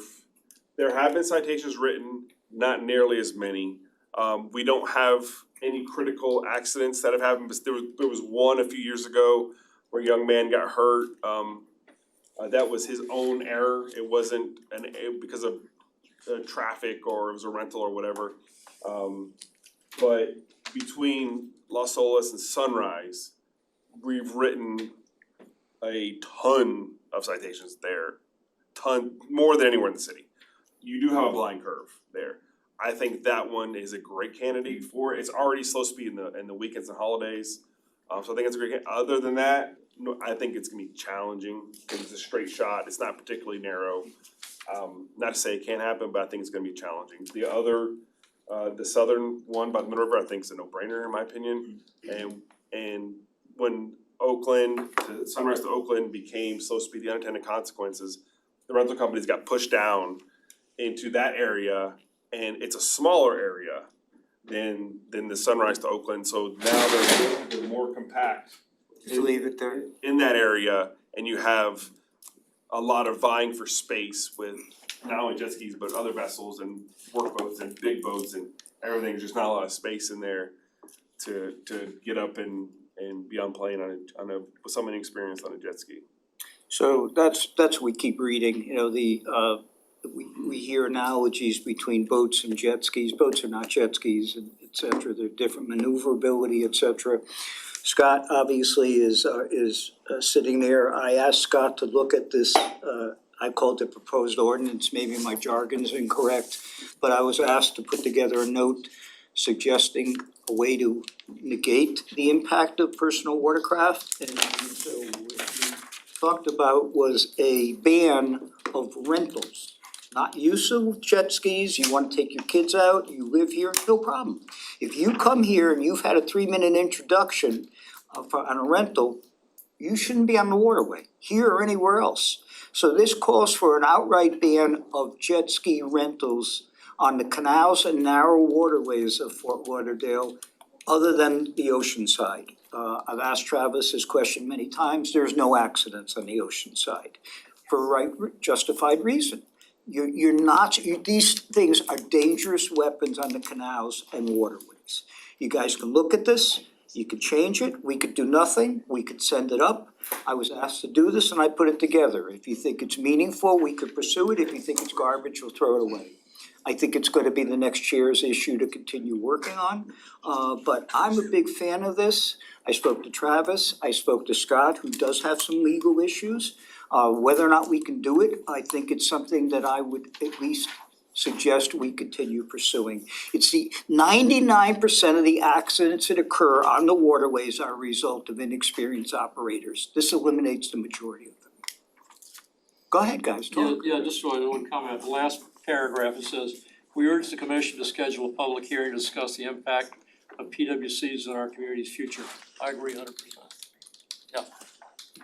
Can I ask what the current regulations and rules are for rentals? Do they have to be certified, the company, do they have to have training, do they have to take the online class? What is required to rent a watercraft? So if you were like as a customer, Yes, so you. and the company, do they have to be bonded, do they have to have things to cover all So these they expenses? have to, so they have to get, they have to go through FWC and they have to get certified through FWC. They have to have, insurance, for business insurance for it. There's several things, I'm not an expert on it, it's more FWC's, boat than mine. But to rent it, if you don't already have a boating license, then you do have to take an online course. To get a temporary, even if you're renting a boat or a jet ski, it doesn't Right, matter. is that the 8-hour Coast Guard? No, The- it's, the no, it doesn't Boat take. USA class? No, Eight no, no, minutes? no, it doesn't take that long to do it. safety question. Yeah, it's pretty quick, cause most people are coming in the same day and they take it, and then they have to be physically shown how to ride the jet ski. It can't be like, there's a throttle and there's this go. They have to actually be physically shown how to do it. In my opinion, it's not enough, of course. So the weakness seems to be the education, and the people using it don't seem to be qualified to use it, as opposed to the unit itself causing the damage. I mean, yes and no. It's yes that it's education, but it's also experience, because I could show you how a motorcycle operates, where the gear, and you take off on it and you're gonna have problems, you're gonna have problems. So it's obviously it's education plus experience. Is there an age limit? 14. 14? Yeah, 14 to ride it, you have to be 18 to rent it, But to drive it. but to drive it 14. Are they enforced, that they're making sure that these people are not, I remember, I've seen people pull up at George English Park and just rent them, and I don't know if they're, they arrange something online on It's online Facebook. normally. And they show up, and I don't know if there's actually somebody who makes sure that they're licensed to do this when they dispense the device. So all the ones that, believe me, I track all these rental companies that use Fort Lauderdale. My guys, I have separate tracking for when we write citations to them. We've gone out and we've done when you rent something, it's a livery, so we've done livery inspections on all the businesses with FWC. And they pass it most times. There have been some tickets with some insurance things, because some of the things they would like to do is they'll get the insurance and they have the paperwork. And then when you call the insurance company, it's like, no, they never made a payment, we canceled them, kind of thing. So they've gotten written up for things like that. But it's not really even, the businesses are mostly following the law, okay? But it's like. The law's weak. Yeah, the law's weak, and also it's no different, it's a little different, but no different than here you take a 5-minute course to ride a motorcycle and here you go. Who is renting these jet skis? Are these people that live and are from Fort Lauderdale, or are they just all out of towners? Yeah, I would say about 75% out of town is about 25% locals. Okay. So the cost of doing this is that we're detracting from locals, we're detracting from the business. And granted, there's only how many of these jet ski rental businesses are there? That would essentially be shutting down if There's they about pass 4 this right ordinance. now. There's about 4. 5. I'm Four or gonna jump in, there are some legalities involved here. The state has very much occupied the regulation of vessels and personal watercraft, and there's a lot of preemptions, meaning that local governments can't do certain things.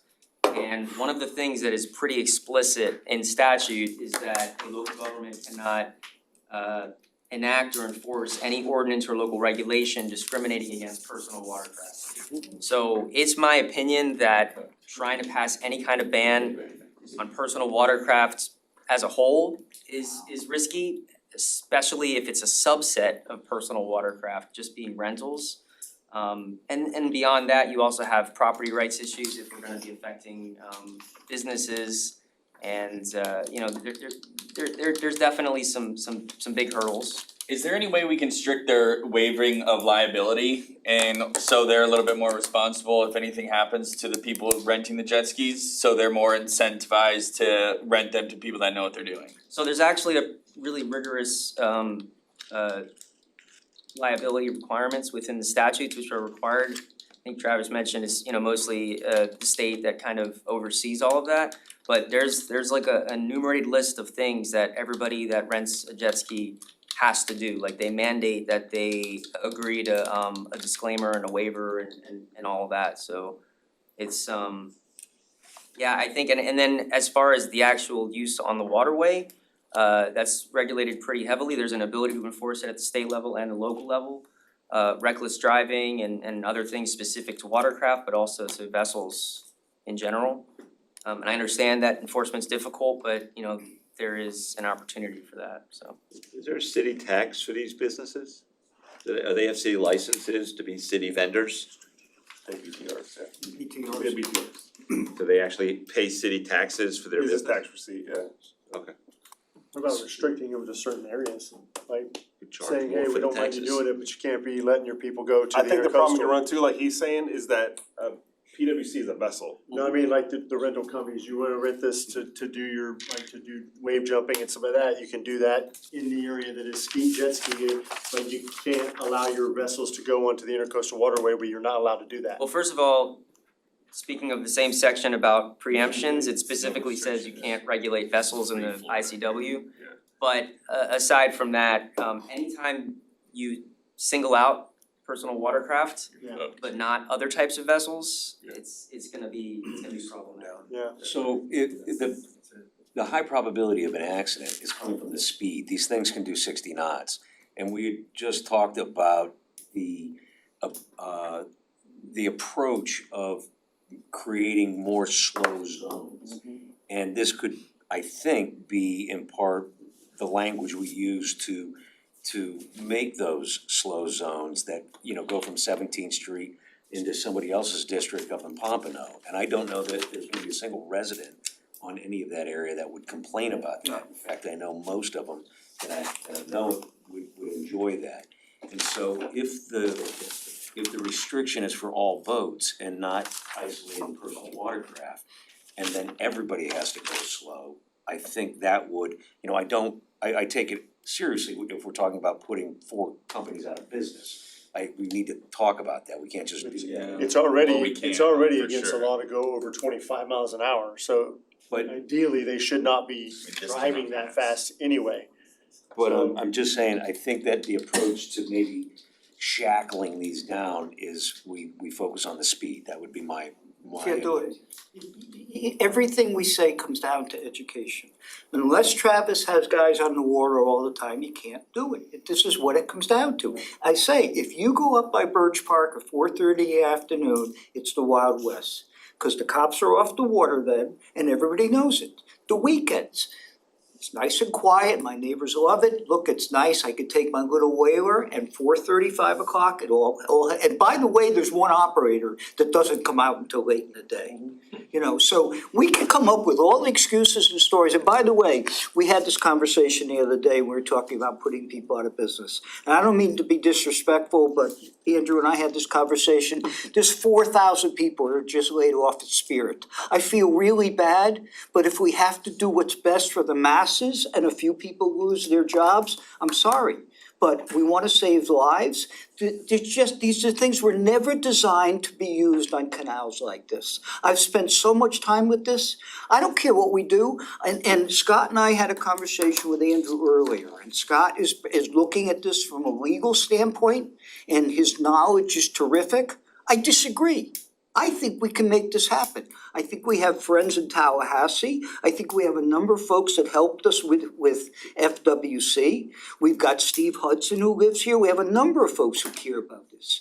So with Scott's help, I think we can massage this, but I don't think we can depend on enforcement by any means. Well, and I'll just say one thing about enforcement, and a lot of people don't think about this section, is like, if you three are out today and you're speeding around, my guy stopped you, Yeah. educate you, write you tickets, well, tomorrow It's three you new three. write-ins, yeah. And it doesn't affect the company, and and normally they're renters, they're nice people most of the time, you don't wanna write them a ticket, normally it's just an education, it's a warning. We always do written warnings, but written warning is education, but then not even the next day, that afternoon, it's three different people. So how about no more education, just write tickets?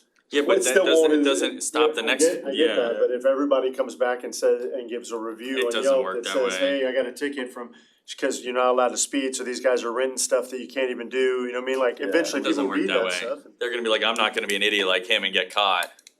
And then I mean, they it's just go and tough. speed anyway. Mr. Mitchell. What is the average age limit of the people that's crashing these watercrafts?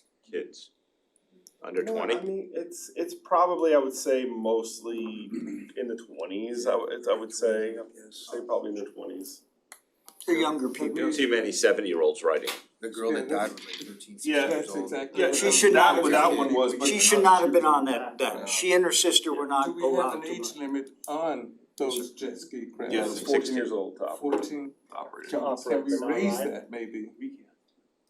Operate but not ride. Yeah, operators. So someone could be on Someone the could be in the back back, that's it's, yeah, it could be any age. Can that age limit be raised from 14 to 18? That'd be a change in state law. It's the same issue with the section that Which is he the was, yeah. It's the Well, same but as- that's our story with the friends in Tallahassee. The same story, we could recommend it, But that's not, I mean, it's not something we it's control. not something that just happens, Right. it has to be No. passed, it has to be passed to the state, Look, voted there was, on. so my wife is an acquaintance with somebody whose teenage son was killed, not down locally, but up north in Florida. Renting a jet ski and he died renting.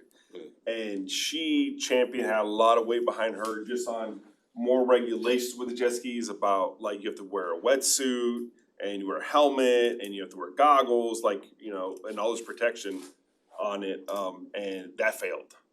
Okay, so this So isn't- I don't know, not gonna go anywhere. to change state law for stuff is, It's I mean, you don't have to have a helmet around a motorcycle in Florida, Yeah. so. Our only But real it method of makes you a attack donor is by slow law. speed in the whole If you don't have a city. helmet on, you're an automatic donor. That's all you have to do. So guys, let me, I wanna be respectful to applicants who are here. It sounds to me like we can't make any progress. We're not gonna be sending this up to the commission. What Bob Franks just noticed, and I appreciate this, is really the last line that simply says, we urge the commission to schedule a public hearing to discuss the impact of PWCs. So I think we need to continue this. Take this, look at it, refine it, send some thoughts to Andrew. We're not gonna do anything right now. We're clearly not prepared for this. But I was asked to put something together, so we have fostered discussion. we'll continue this, but one of my favorite Goronda Ware sayings is, all we do is talk, and I don't wanna talk about this much longer, so if you'd be kind enough to take a look and see if we could make something out of this, I'd appreciate that, because again, I only have a certain amount of time with this, but more importantly, we've got pressure from the city to do something, so and the other thing that Ted was just talking about a minute ago, with respect to a memo to the commission with respect to ICW or anything else, it's really hard to sit here and draft that kind of memo. So this is why, we've talked about ahead of time, and I wanna thank Catherine for some of the comments that she sent over on another issue. But if you have some thoughts, send it to Andrew, let's see if we refine this, and maybe by the time we get together next month, we can have something to send up to the commission, but I don't wanna just forget about this, so. Any other thoughts before we move on? Yes, sir. So communication to the commission does not necessarily need to be in memo form, it can be bullets, which I can bring to, I can assemble and bring to the board for discussion at the next meeting. I think the That's last our last item paragraph nine- is a our item discussion nine. about it, doesn't mean you're banning anything, but you're discussing about the impacts that's happening, so I mean, simply that. I mean, What is the feasibility of slow wake in the entire city? Or no wake, slow zone, because that's really the only solution that we're gonna have if we're really trying to crack down on jet ski rentals. That was my preference from the very beginning, is just, and it happened because I didn't push for it, but because other people said to me that are a lot wiser and more experienced here, is there's just no reason anywhere in the city that somebody should be going fast. So when we talked about the speed change, one second here, we talked about the speed change from commercial down to Oakland, and somebody said, well, the boaters are gonna be complaining, it's gonna take the sport fish longer to get out. Give me a break. I mean, it's another 2 minutes or so. The section between Sunrise to Oakland Park is 1.6 miles. If you can't take that additional time to possibly save a life, et cetera, we're doing something wrong here, so. So that should that be our path forward as opposed to this PWC restriction that may or may not have legs? I mean, if we're looking at needing favors in Tallahassee in order to do something like this doesn't seem as good of an avenue as. Could chisel away at the problem. Exactly. So I grew up in Miami, I still live in Miami. I fished a lot of Miami canals and lakes. I used to, fish, water ski, all that stuff. And recently, I take my kid out. I started looking at the map. Well, half of Miami's a manatee zone now. So Only on certain days of the week, the manatees know what day they work. When you look at the map in Miami, they have it like with red and white, and it's like this lake is a manatee zone, that lake's a manatee zone, this is and they've just basically, it's amazing, cause Miami had the same issue with, So that's something just a that, suggestion. that's something that Chief Schultz pushed for back some time ago, is that we turn this into manatee zone basically all year round. That's the end run. Yeah. All the spots that I used to like That'd help. fish and go on my boat and do the jet, all that Still growing up, education it's though, all I mean shut down now. enforcement. Can manatees handle our water quality though? Oh, they're here. There's one in Coral I Ridge saw right some now. actually last week on off Cordova. There's one outside my house. Mr. Moore, voice of reason here. Oh God, I'm in trouble now. So Travis, I have a question, and maybe we can direct it to city attorney as well. The area you're talking about there in the Middle River, I believe is one of only 2 remaining designated water ski areas for vessels 21 feet and under and single engine, correct? One of 3 now, okay. I remember, just going back a little ways, when we last tried to kill those zones and make them slow speed, the pushback from those groups was overwhelming politically. So it's. What were the groups? Who? You name it. You name it. No, There but I there mean, was a if huge that pushback. voice isn't the MIASF, the IYBA, somebody that's organized, then let's. Pretty well organized, about 10 years ago, you'd be surprised if you. I've been involved the in it, basketball United Red courts. Hats when they tried to, stop. Just say we have to be prepared for a bigger pushback than just the residents that live along the waterway that are being impacted. The people that are using those water ski areas, and this is, a National Water Ski Association came and spoke to the commission, totally against it. Just it was a big pushback, that's all I'm saying. So we have to be prepared when we look at these different areas, we have to find ways to make the regulations or ordinances or suggestions stick that aren't, punitive to the people. There's one. Manatee zones are a great, a great way we can approach that. So there's a lot of things to look at when we to front load this for the commission properly, than just having a reactionary And it doesn't That's necessarily not gonna work. guarantee that they're not speeding down. It doesn't, but that's where we get into enforcement and Travis gets more, more resources, he gets more boats, he gets more hours. Gentlemen, unless you're speaking, Guys, please, sorry, zip it. please. No side conversations, please, otherwise we get into anarchy. So that's what we have to think about. That's how we're gonna do that properly.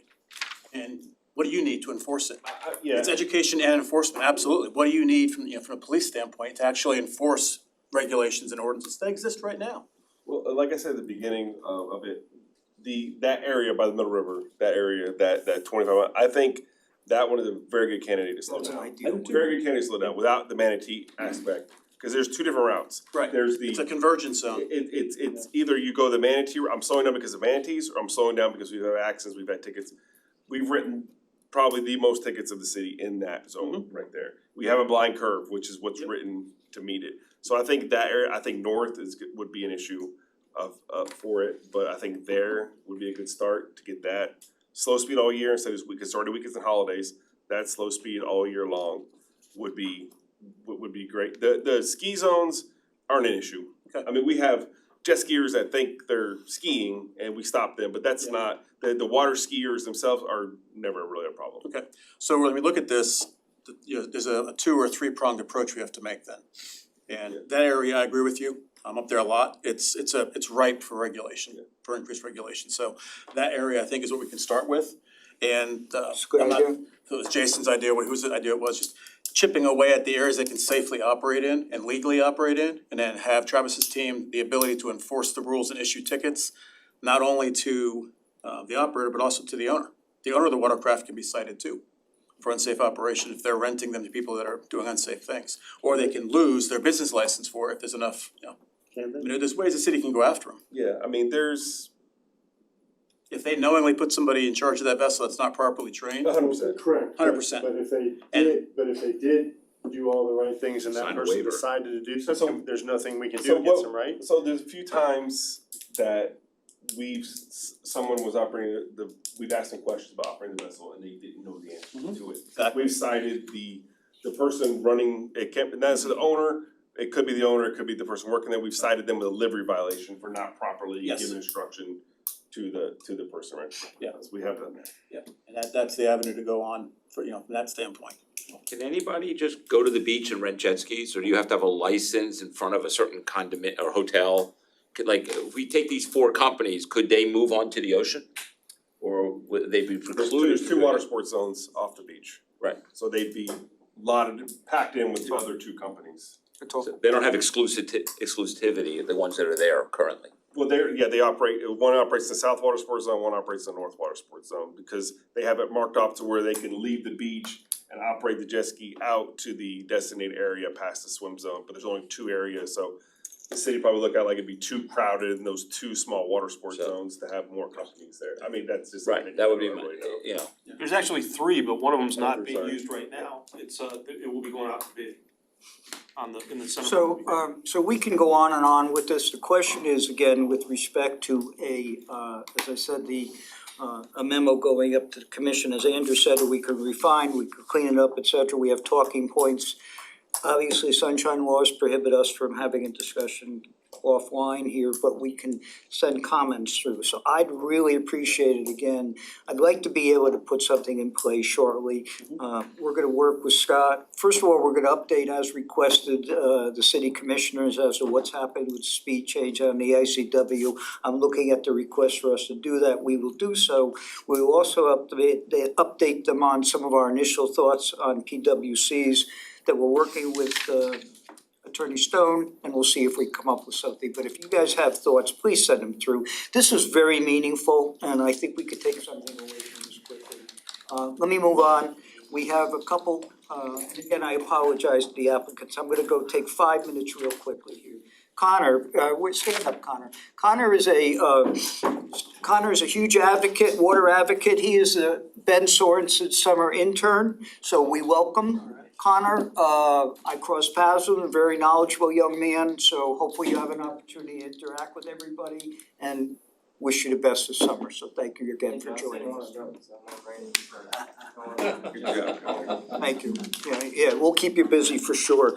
A few quick things, start the good and welfare if you would, where you just had that with Mr. Dunkel, if you would. We're gonna run through some slides real quickly. Take care, Travis, thank you very much. Thanks, Travis.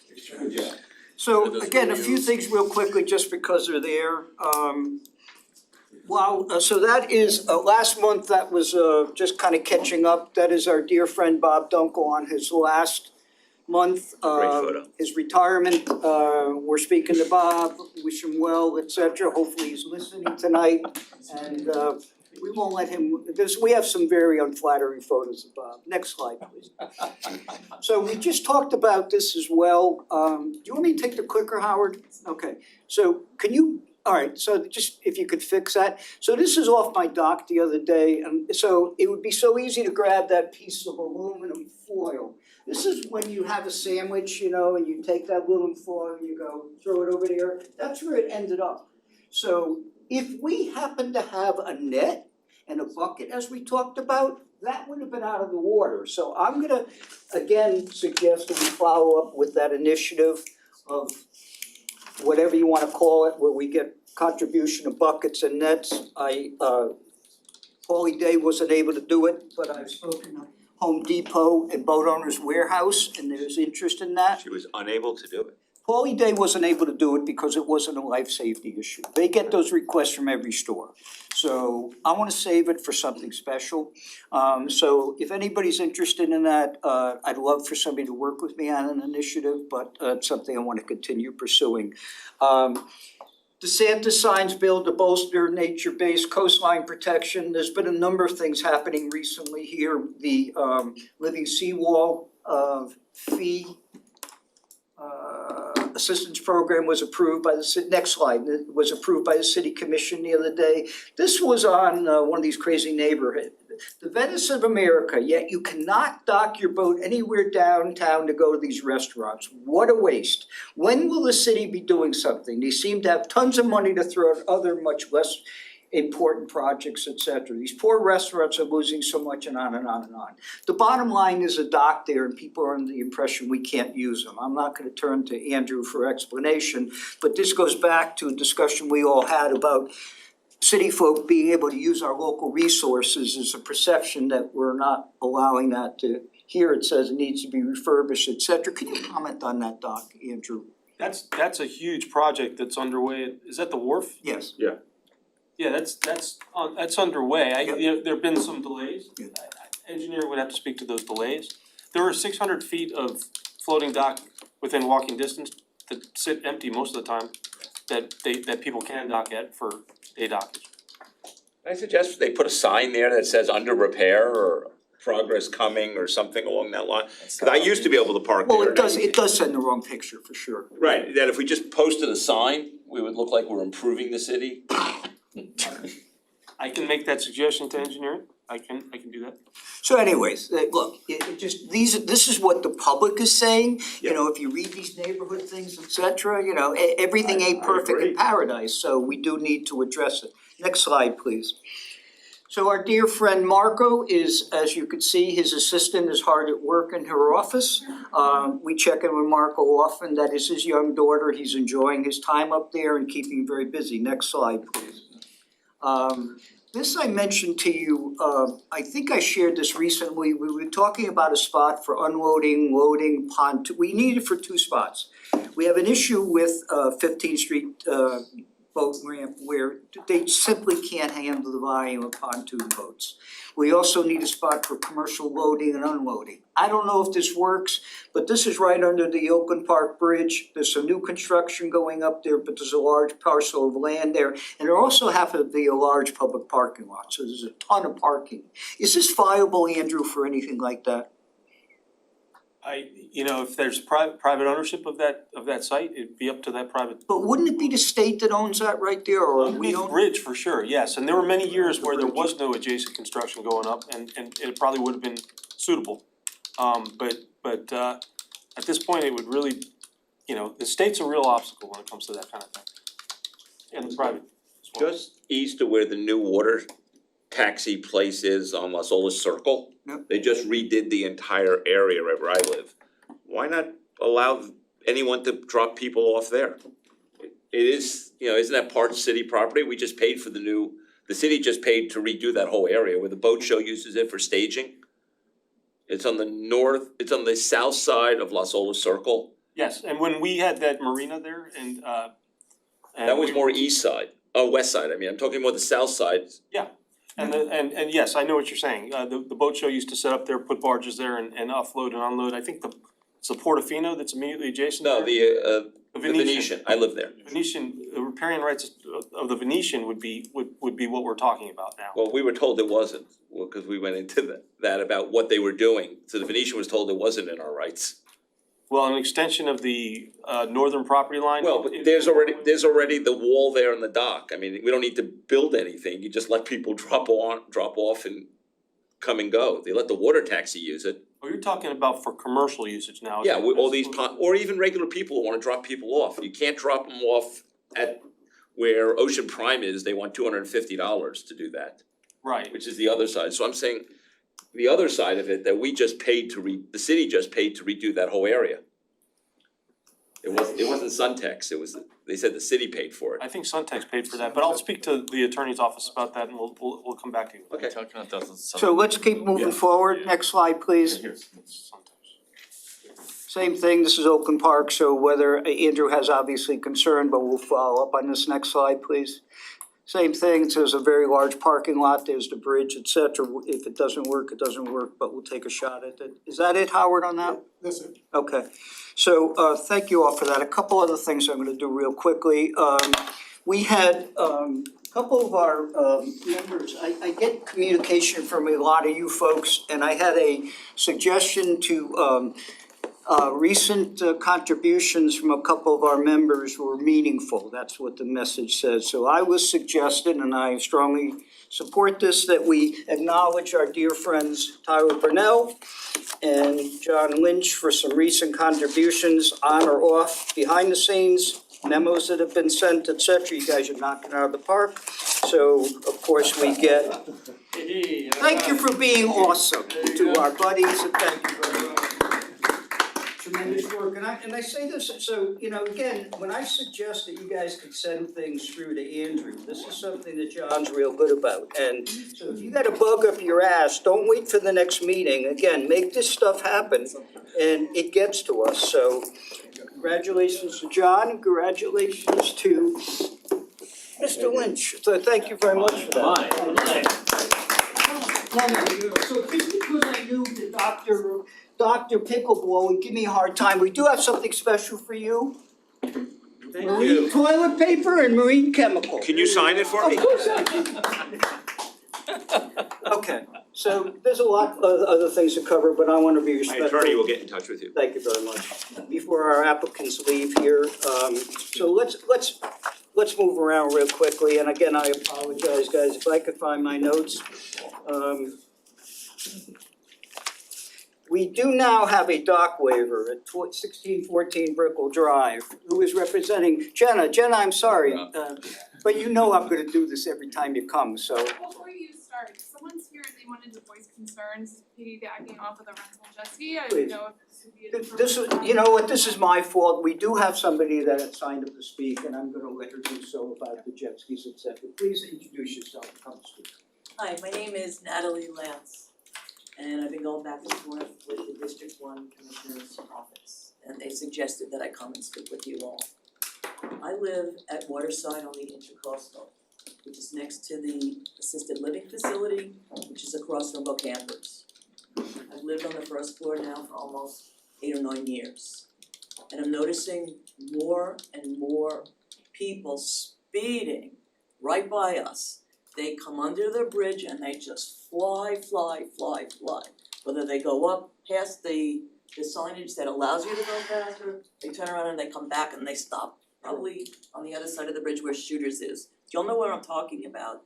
Yep. And it's gotten to a point where our people in the building, very concerned. Safety issues, manatee issues, and what other kind of issues come with that. It's absolutely ridiculous, and I have gone to boat campers, I've spoken to the manager, whoever manages the place, and he said, we'll look into it. I've called the rental places over at Gallery One and over by George English and all that. You know, I mean, I don't know what more to do as a homeowner to stop this. Do we do undercover boss to the rental places to see if they're doing what they're supposed to? I don't know. I don't know what else more I can do. I've taken thousands of pictures, I've brought them. I think the signage is too small over by the bridges. I don't even know if people recognize the no wake signs. I don't know what more to do. Could you educate me to what is it the noise that you're hearing in the unit that's becoming the issue because the engines are racing, or is it? Well, you can hear them. I'm just trying to figure out what your issue is. But they're just flying by. I mean, it's a no wake zone. Okay, until they get to the sign, so it's an enforcement issue of a rule. I guess. Okay. Couple of things here. So signage, with respect to signage, FWC is in the process of redoing signage. Travis unfortunately left, or maybe fortunately for him. But, so they're redoing the signage. We redid the signage recently on the area that was changed. So we asked them to dumb it down. You can't have language is small, slow, minimum wake, period. So those signs, FWC is redoing all the signs on the waterway, and that will get there. The one thing that Ted just whispered to me, and we hear this. Sunshine Amendment violation. Yeah, no, it's not here, because his point is so true. It's everything we hear, every time we hear, we need more cops on the water. And Brett said, he turned to City Manager Williams, how do we get these people more money? With all due respect to city commissioners, everybody else who's listening, nobody gives a shit. And they don't care because it's out of sight, out of mind. The fact is, if you fall in the water, you're expecting somebody to show up. And 90% or 95% of the times they will. When they don't, then all of a sudden, we have a problem. We're trying to be proactive here. We need more enforcement. Yes, ma'am. Are the rental places telling their customers where to go slow Yes. and where they can go fast? So where we had the speed change. Do they understand where that is? No. So I actually. I'm from Minnesota, I don't know where anything. Yeah, They no, show you a map. I was actually gonna suggest to Brett here, cause he brought this up as well. One of us or a couple of us should go to one of these rental operations and just act like we got off the boat somewhere. I'm like it. Seriously. Undercover boss type of No, I'm situation. serious. Go find out how much cause we're sitting here and somebody says, how much education do you really They get? show you a map, Yeah, they show a you. laminated map. No, you where have can to, go. no, you have to have it, they have to be accompanied, you're not allowed to take your jet skis out unaccompanied. They have to have somebody, but those guys Wait a minute. are worse than everything. You're saying someone that rented the jet skis to them have to accompany Yeah, them while they're going? Guided. Okay, so That's not being. wait a minute then. So how are they not liable when they're seeing a jet skier go Thank you. 60? It's illegal to go more than 25 miles an hour. I don't care where you're at in intercoastal. So if a jet skier is going over 25 and I think, how are they not liable if they're there? Right. So that's a whole nother thing then. They like- probably are. The worst culprits are the guys who lead Does the that pack. change anything? Cause I mean, you're monitoring. If you're watching this happen, then now you are liable. The accident that we just watched on the video, that involved the guide. That was the guy? No, the lady that hit the wall was a renter, but the guide was just, In Right, front of you. but everything they did was illegal. yes, I know. Not. The guides are the worst, by the Because, way. well, that's what I'm It's getting like I at, so told him how not to is do he that. not liable if he's doing that? Because in the intercoastal, if he's I asked Travis, Do they if have to he be was, if licensed? you're jumping a wave, he would say that's reckless driving, and he can give him a ticket. So even if he's not speeding, it's still reckless driving, so There's implied culpability. if the person is with him, I didn't know that, I didn't know that they actually have to That's why I accompany made the point about getting the ticket to the guide or the owner. Do you have to that's- be, do you have to be licensed to be a guide? We could come up with that kind of entity. Well, that's, We're kind of regressing back into the Yeah, WC yeah. conversation. Well, my thought, like I said to Travis, was like, let's stop warning and just start ticketing no matter what. Because if we do that, We need the if documentation. if you are able to issue a ticket to someone who's renting, then technically the person who is guiding is liable because they allowed them to do something that was illegal. So ticket them as well, and then we're just ticketing them every time. I think allowing them is kind of strong word. I'm sure they had signed something that whatever you do. Yeah, but you're the operator. I tell you once, you didn't do it. I tell you the second time, you go back to the dock. So I agree with that. Right? I mean, that's He was big boy probably rules going here. fastest. So They were following him. If The I guy may- went first, so maybe he's the guilty party. Let's bring this back Again. toward Mr. Morley. If I, just to kind of close this loop so we can get on with the agenda tonight, just to kind of go back to the video that you were speaking of. The first responding jet ski was the guide. The guy, right. So if you look at the video, you can see all three jet skis, two renters and a guide going forward. The guide was actually speeding as fast or faster than the renters were, so much so that his last Gotta charge catch up. was way behind. Right, so he's the guilty So party. there, and that was my point to Travis. They're So all the that, guilty there's a lot of enforcement that can happen if they're there. It all comes back to police presence on the water, enforcing rules that already exist, not new ordinances, not new regulations, enforce what's there. Have the police in positions to do that.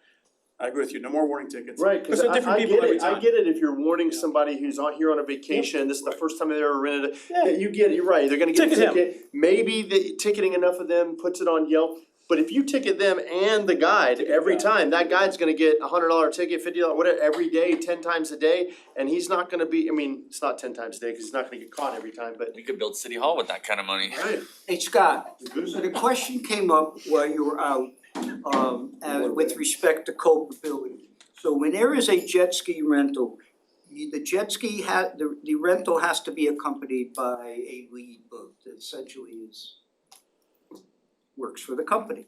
So the question Ted had, if there's an accident, is there or they're going, in the case of the boat going too fast, is there culpability on the guy who led the group? I mean, is there any He's culpability setting the back? pace. I mean, that's a private matter. I mean, I couldn't tell you off the top of my head, but you said that there has to be a guide out there? Yes, we have guides. Yep, they're guided tours. But do they have to? Yes. No, they don't have to be guided. We require it. Okay. I mean, the statutes speak to the responsibilities of the what are they called, liveries, the rental places, and then also the obligations of the of each person that signs. They sign a waiver, and within that waiver, I'm sure, you know, buried somewhere in there, there's a disclaimer that relieves the jet ski renter of responsibility if they act in a reckless manner or. That's what I was wondering, can we somehow limit the waivers that they're signing or no? It's set by state, I law. mean, yeah, So this the state would have to change the law, but what I'm saying is now that I know that it's guided, if the guide is speeding and the guide is doing the same things, how is he not liable? I mean, the bottom line is, if somebody's not doing what they're supposed to do, that's enforceable. Right. You know, Right. it's You enforceable by now the went state, over it's the waiver. enforceable by the police, yeah.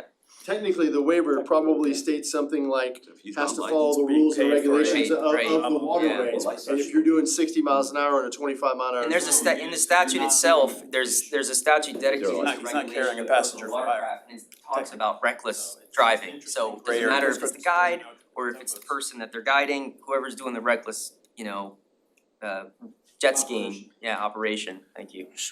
Okay, so guys, we're running late. Let me bring this around.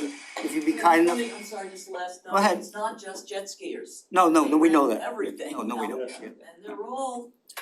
So again, we're gonna move on from this topic with the promise that we're following up on this as Susie's there, she's working very hard on the speed change on Middle River. So there's a bunch of folks working behind the scenes, Sabrina working with the Waterway Working Group and Connor. So there's a lot of folks behind the scenes here. So I'm gonna thank you for your contribution. I'm gonna tell you, we're not dropping the ball here. Let's move on. Jenna, please.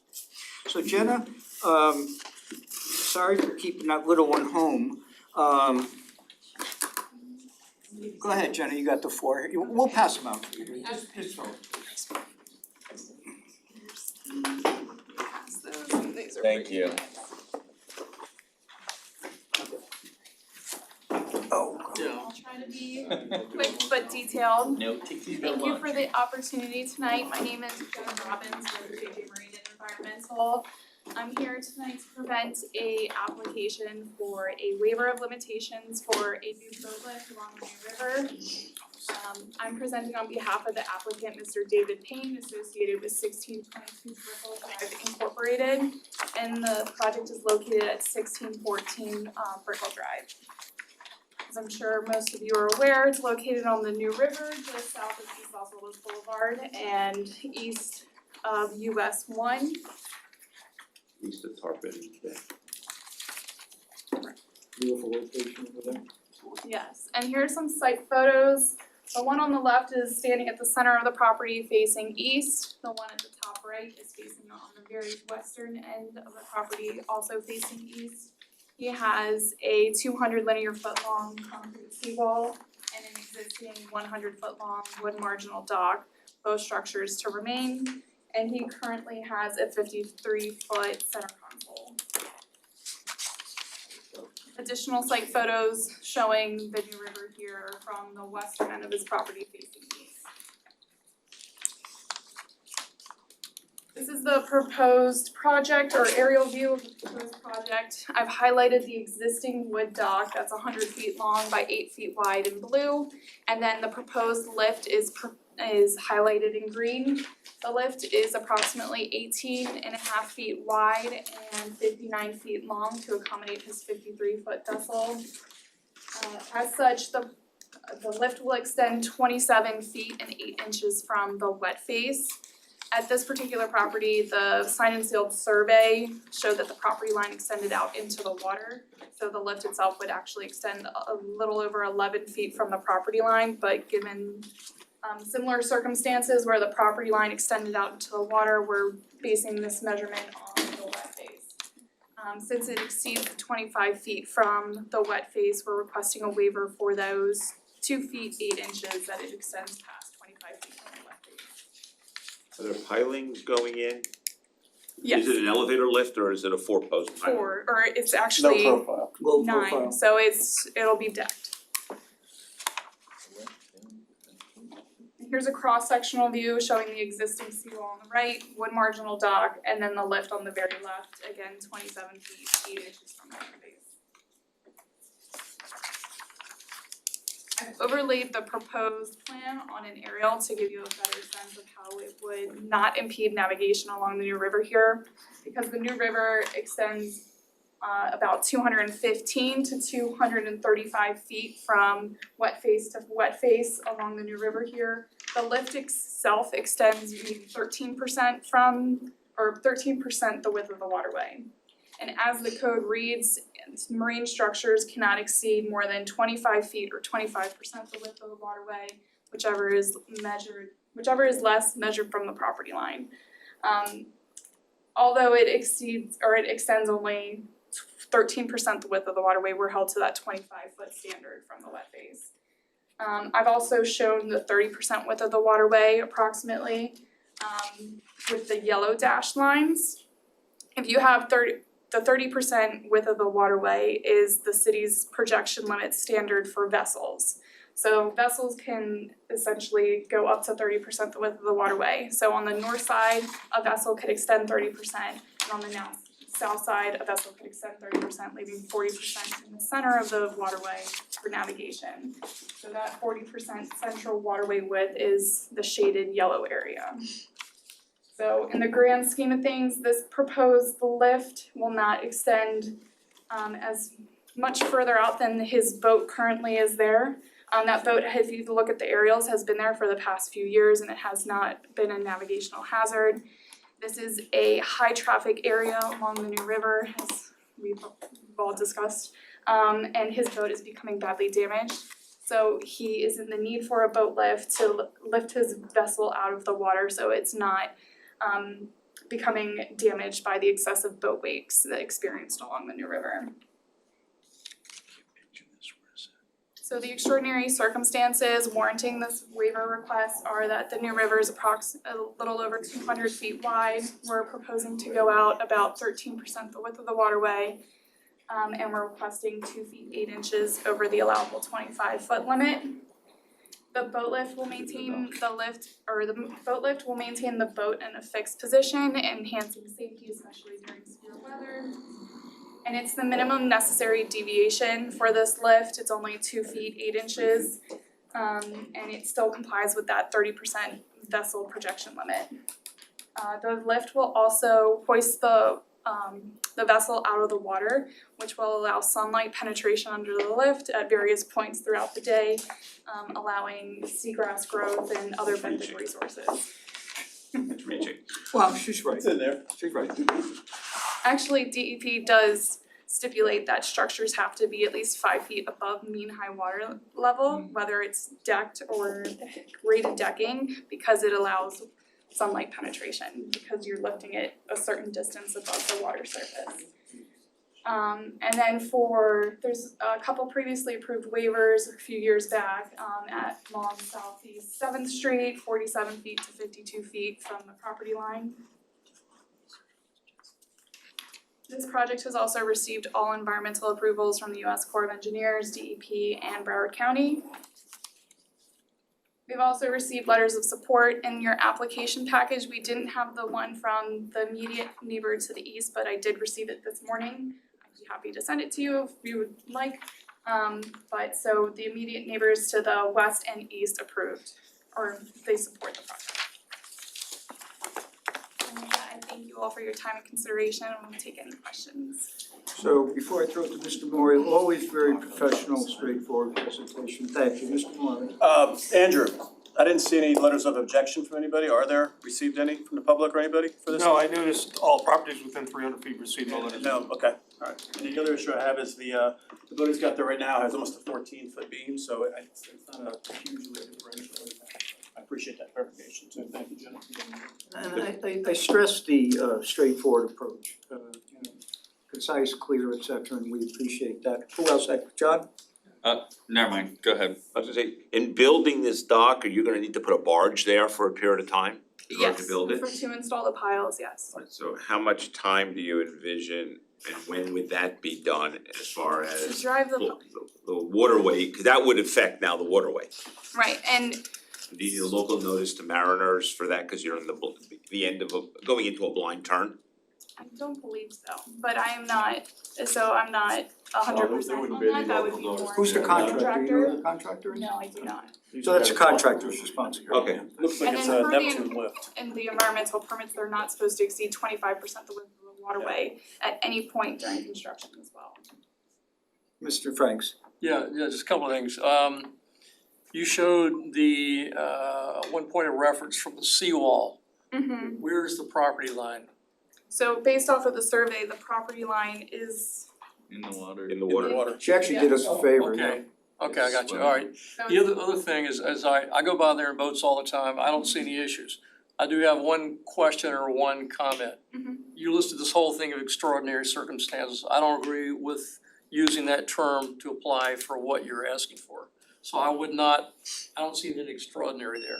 I know I completely Yeah. understand, however, in my original application package, I listed them as justifications for the request, but as the city code states, extraordinary circumstances are needed for this waiver, I it was understand it, but like I say, I suggested that I I change think it's it, being incorrectly used as far as that goes. right. Yeah, I appreciate that. So that is, so Scott's there, one second, Courtney, so we've discussed this, we talked about this with Bob, and we talked about it ad nauseum. Extraordinary circumstances, if you buy a property and a year later you say, oh, I wanna put a boat there, it's extraordinary, you knew full well what the wave action was.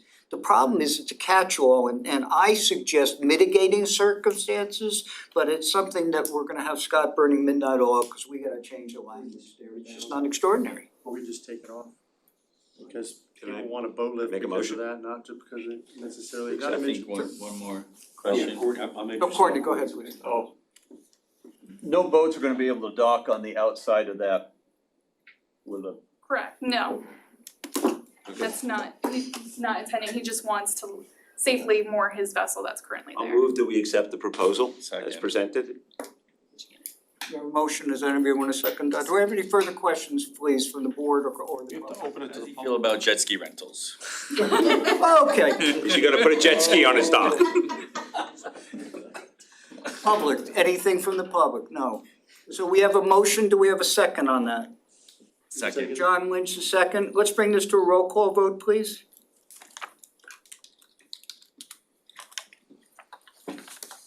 Mr. Day, Approved. Mr. Murley, Approve. Mr. Robotsky? Approve. Mrs. Ware? Yes. Mr. Dunbar? Mr. Franks? Yes. Mr. Mitchell? Yes. Mr. Brunel? Approved. Mr. Coburn? Approved. Mr. Lynch? Yes. Mrs. Fernandez?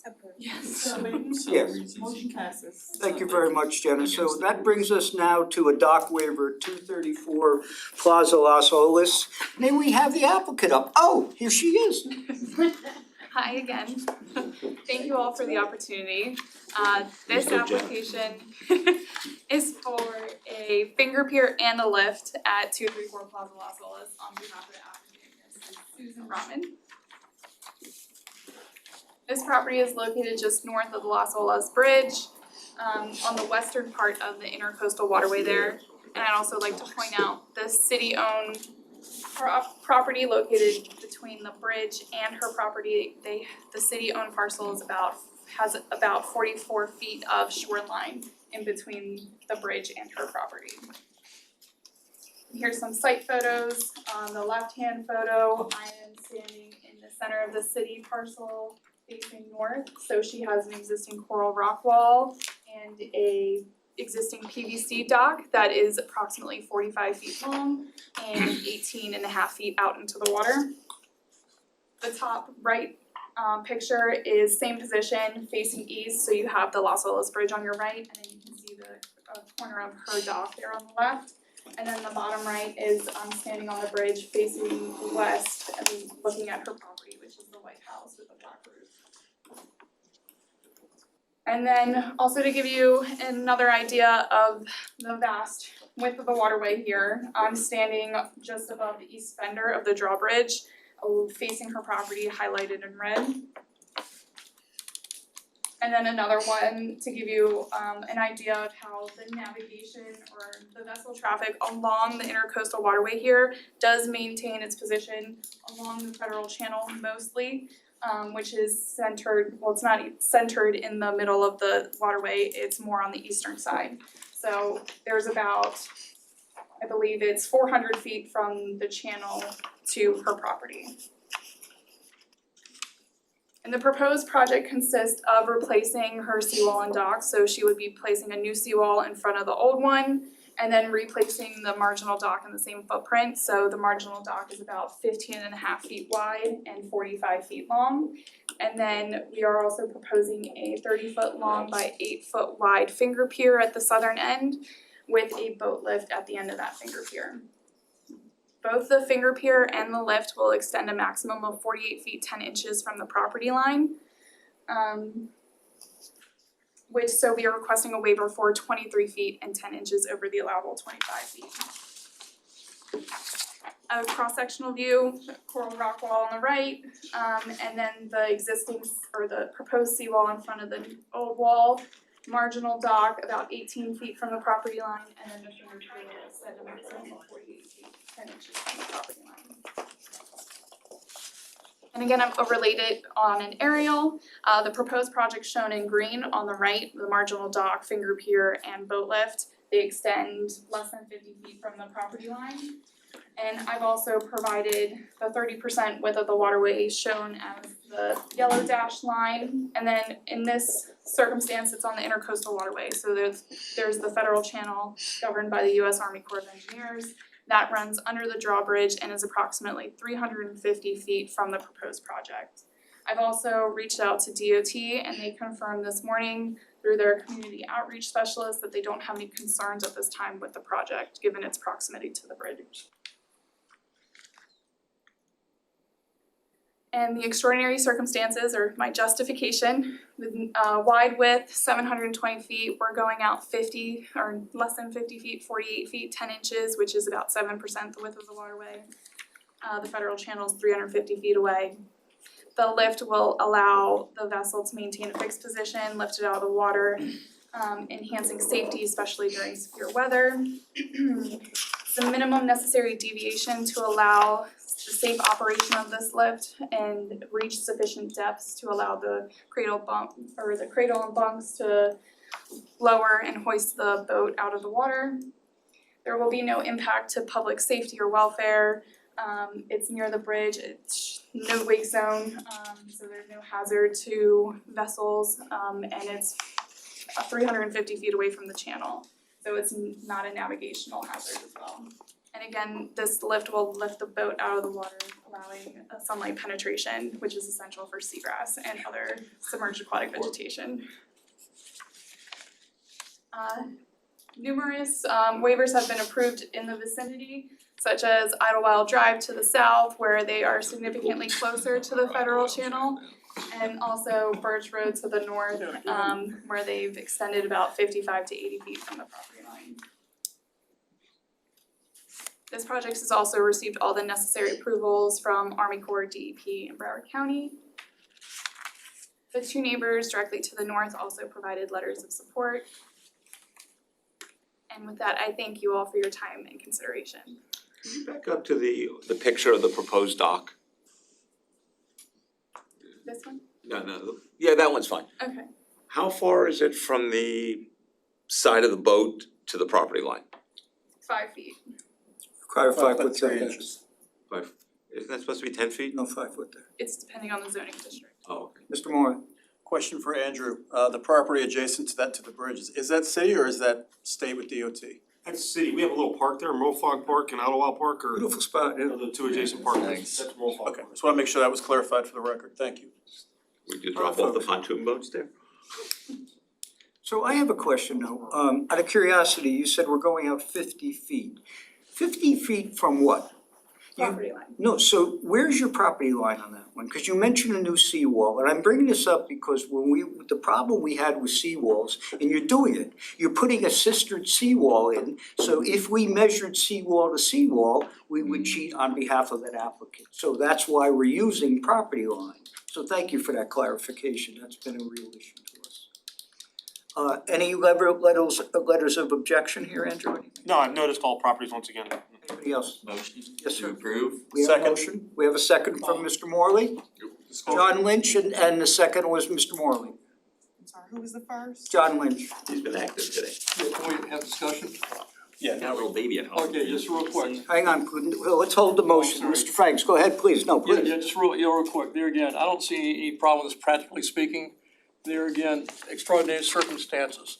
We hear that over and over and over and over again. And I know in the legalese here, to grant a waiver, one of the justifications, extraordinary circumstances.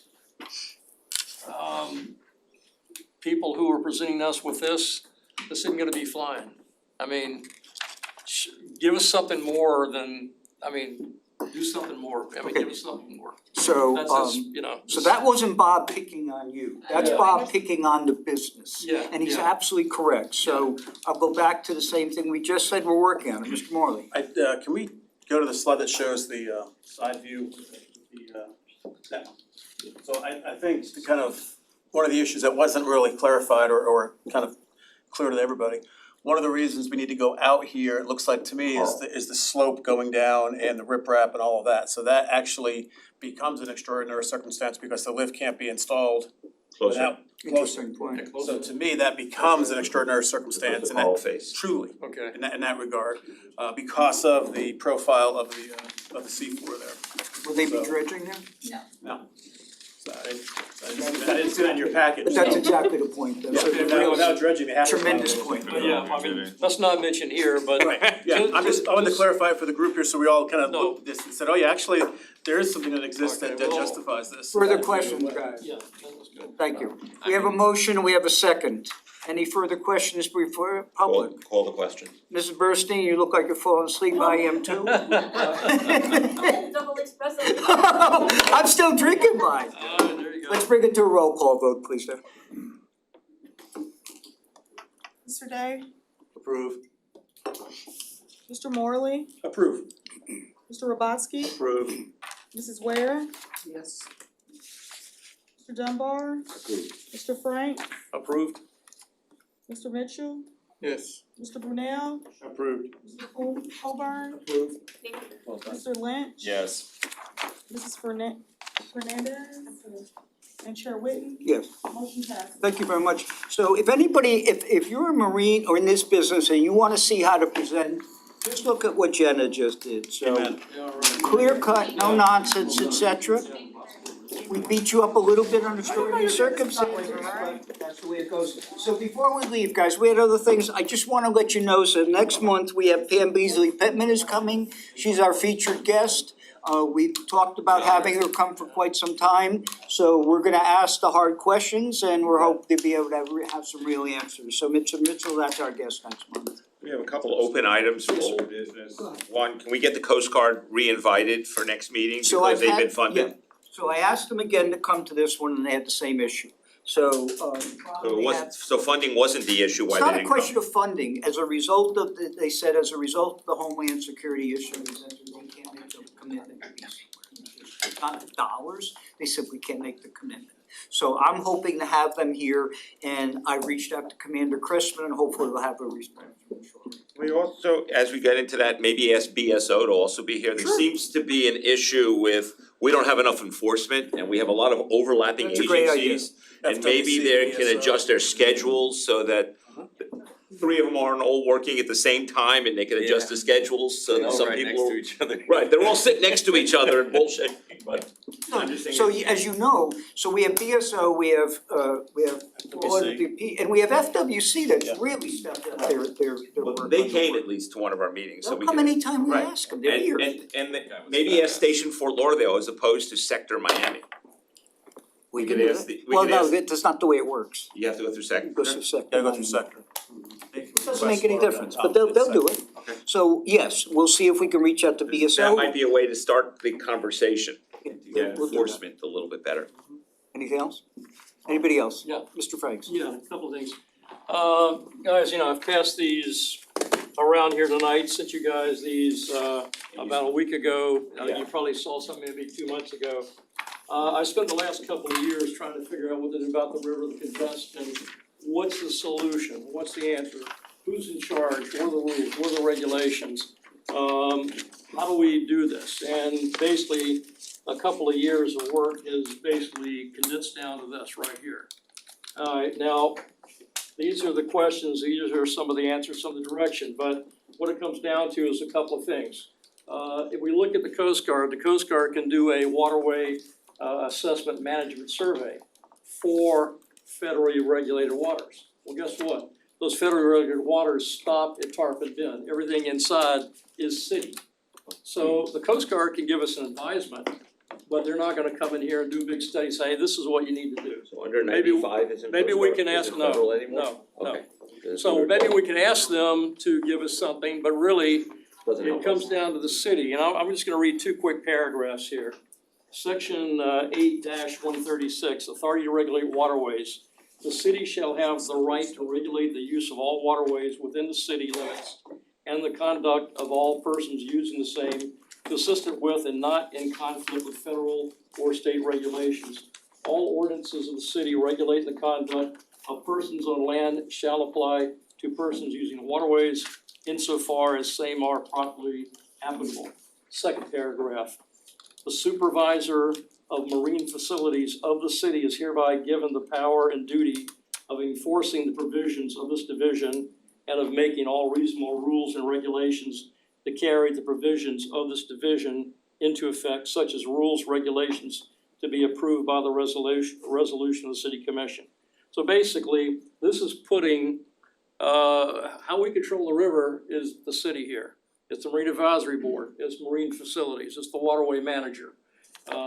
What I have a proposal is, and some of you guys can help me with the wording, I'd like to see a group, a working group set up that's basically involves the marine facilities, involves the waterway manager, involves the city attorney's office, involves people like Courtney can shed some information, MISF. I want everybody to be able to come in there and come up, what are the solutions? But we need to have a working committee. We can't talk among each other except in here. So we need to have another group, but what controls this? Well, there again, right here is the city.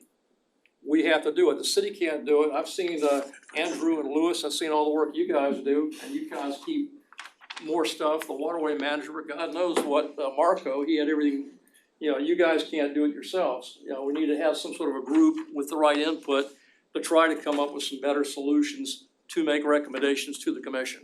So I'd like to have some sort of a, Ad hoc committee. a communication going to the commission that we'd like to form a group to study the river congestion and come up with some solutions. What are the sunshine laws on those groups? Cause I'm confused with those. We 'Cause can't create a sometimes- subgroup here. Right, the subgroup has to follow the same laws, Can't do it. right? It's gotta be a Oh, okay. Like, Well, huh? the meeting, it can What, be a committee. or does it have to be just worded something Or a differently, bunch of like? guys got together. No, I mean, if you have a group, it depends on Family whether gathering? if it's simply fact finding or if you're making recommendations that will ultimately lead to decisions, then you're gonna be subject And to that's some. what we're talking about doing, right? Having a Yeah, but I line think, discussion about recommendations to come to this board to give to, so that we can push it up the chain. Is that, so would that fall under sunshine? Have to say- yeah, I mean, you know, advisory boards can have subcommittees, you know, you can kind of carve out, but it sounds like what you're talking about is more of coordination between city departments and city staff. I mean, Well, I think it somebody, would be easier if we have to follow the same sunshine laws, is to have Because then you can't. 45 minutes, an hour earlier, or dedicate time instead of Time in the meeting. some of the other things that we do in the meeting. alright, I mean, there's a lot of No, good, no, but like every but other you're meeting right. maybe that we dedicate Make it an agenda 30 item. minutes, that is an agenda item, and we specifically talk about that for 30 minutes, and that's The it. moratorium discussion. You know what I mean? Like, because if we're gonna have to, I agree with you, if we could just say, hey, let's have 10 people, we nominate 10 people, go talk about this, come back to us, and we don't have to follow sunshine laws, cool. But if we do have to follow them, there's no reason to have anybody else discuss it than the people who are the most, Members of the public can come to that. and they can voice Yes, their they can opinion come. as Go well, ahead, right? Rob. I would ask you, the other thing is, why couldn't you get together with a bunch of people you select independently? Come up with what you think is right, and then present it to us. well, And then we don't need any sunshine amendment, you don't need any of that stuff. Talking about like the largest commercial users of the Yes. river to. Right, yeah, there's organizations, who Yeah, wants to be one involved? individual here can do that, but You're not. asking Bob to go out, the guy works full-time. Right. The fact that he's put together this is He's done a just- wonderful job. It's extraordinary. So the question, look, so the issue is, and we had this conversation ad nauseam, 1 second, is that could we have breakout committees? And then the answer is no. You know, how do we deal with this? And we've been stonewalled with it. And the fact is that we have sunshine laws, but we can make recommendations. What really troubles me, I don't know if it was Ted who said it, or maybe you just said it, that because we talked about this before, start an hour early, invite the public, we're starting at 5 o'clock this meeting, you're welcome to come, and let's just talk about this. And I say this out of great respect to Bob, because every damn time we bring this up, it's when we have one foot out the door at the end of the meeting. it's 9 And I o'clock, agree and no one- that no one has ever the been- fireside chat took time, but we can't do this. But here's the other thing, is if we start this at 5 and we do this 6 times a year, you know what I mean? Like, and maybe we add a couple other things or something, like, maybe we do it 3 times a year, whatever. But then we can also invite those leaders of the community that this affects the most, so they can voice their opinion to us and have a discussion specifically on it. And if they don't come, then it's on them, because if they don't want a voice to this, then it's on them, they're ignoring it, I mean, they need to be here talking about it, because they're gonna have their own voice to push it, if they're not, then we're not. Maybe 2 hours early. yes. it sounds easy to schedule it an hour earlier for this room, 2 hours earlier, but that may be a challenge because of the availability of this room. Well, that's true too. However, I could make it the first item on the agenda if this room's not available at 5 o'clock next month. We can put it on the agenda as the first item for discussion. Well, why don't we reach out to maybe some of these people that would have a stake in this and then put it as an agenda item in the following month and be like, hey, at this meeting on this date is the agenda item that is relevant to your interests. Yeah. Perhaps you can show up, and if none of them show up then you know, we're barking up the wrong tree theoretically. And there's no challenge with board members reaching out to those stakeholders, because that's not a sunshine violation. Right, yeah. And giving them my contact I information. also want to state, I've been on the board now about 3 years. And when I came on this board, I think it was your like second to last meeting or ending of it. And we were proposing the moratorium at that time. Since then, we've had 0 people ask for a dock waiver on the thing. One, maybe it's because they understand the frustration of what's going on and like, you know, people are not just doing it, but we've had zero. We had one tonight. That was the Yeah, first. literally tonight. No, that was my next, that was the first one. There's And one I coming think- next month I too. think as the board, we answered those questions to make a yes decision or no decision like we're here to do. The first things you said, I do that all the time, I don't see any navigational issue on that area. Boom, that's exactly, if that would have been a different spot, I do this all the time, there's a huge navigational issue to that area. And then I'm sure other people would have agreed that had that thing, and that is what we're here for. I mean, essentially. It's one of the reasons why the moratorium, just like full blanket, don't do anything, didn't work, because nobody is gonna just hold off for 2 years while we kinda don't come up with it, you know, any solutions. And at that time, when we were turned down, that was at 1 o'clock in the morning when the mayor said, well, we'll just get rid of the moratorium. But what we were told after that was, just turn them down. Right. You know, and that, we fortunately haven't had that case. Jenna has one coming to us, I think, next month. But I mean, it's not just turn them down, it's look at at what their need is. Correct. And judge them off just like we do every other thing. That's exactly, and You know what I mean? it's, Every we've other thing. changed this dramatically, because we've sent very clear signals, we're not gonna tolerate this. I mean, if you have a legit thing, and again, I agree with you with the, you know, extraordinary circumstances. I don't look at it that way. Extraordinary circumstances to me means I have a big enough canal so I can go over 2 feet, you know what I mean? And like, not just it's not a negative thing to me, it's a negative and positive, is the way I look at it. Maybe that's not the Better legal way to term do it. on it, but I look at it as, is there a positive issue to this because I live on, you know, a huge canal, so we can afford to do this? Or is there a negative thing like what you're saying, the sloping grounds that does that? So, If I may, Chair. The Miami River, years ago was a city-controlled waterway. It is now a federally controlled waterway because the city did not do a good enough job managing the freedom of navigation and a predictable fairway through that area. The Coast Guard came in without the city's, you know, request, they just came in and took it over. That's what we're trying to avoid here. yeah, Because the last thing we wanna have is the Coast Guard come in and say, but we've it's had now a discussions federal, about giving it to the Well, federal. asking Like them we for have, input is a little when different we first than giving began it. this, it was like, maybe that is not an option. So we have to be very If you do careful that, they that, come in and make rules that do not benefit my anyone. point is, if, Ted was the one who pointed that years ago when he was chairman, is that we have to be you do very not careful want- of that. I think Bob's work on this has been very conscientious and very thorough. And I do think the city needs to have some mechanism moving forward to where we manage it within the city better than just deny him, take care of it. Yeah, 100%. The river, and Courtney, you know, you're up there all the time, both of you guys. Different parts of the river require different solutions. And I do think the zone idea that's been discussed, there's a lot of things we have to look at here. And I think having it as an open agenda item to where the city's evolving. You know, FP&L issues, you know, the yards up the river, all those things are factors we have to factor into this and balance that with the needs of the homeowners and the needs of the boaters. It's an ongoing issue, but we have to it can't just be something that we don't worry about. Because if we don't worry about it, we're gonna face the Coast Guard coming in and worrying about it for us, and we But don't want that as a city. Some of these captains, right, if they come to these meetings, they can understand how we're talking. Yep. And maybe because it's in some of their interest to make sure that they can move up and down the canals, right? Can get together, use some of Bob's overlays, because he's done a great job of putting things, you know, on the maps and showing all these things. And showing as a whole in 10 captains that use the waterway like that, these are the layup areas that we need. These are the areas that are tight for us. These are the, you know, specific sizes we need. Yep.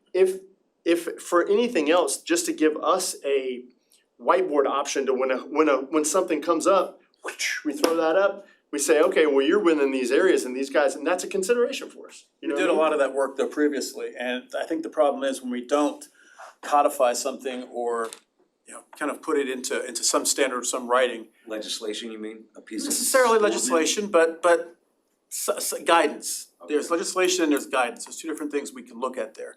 When we lose that, as the board changes, that memory is lost. And we're having to face the same issues again and again and again, and there's a creep factor, you know. And that sort of happens where boats get bigger, docks get bigger, everything starts getting, you know, and now we're Yeah, back to everything the has problem of, holy crap, FPL can't get their barge up the river.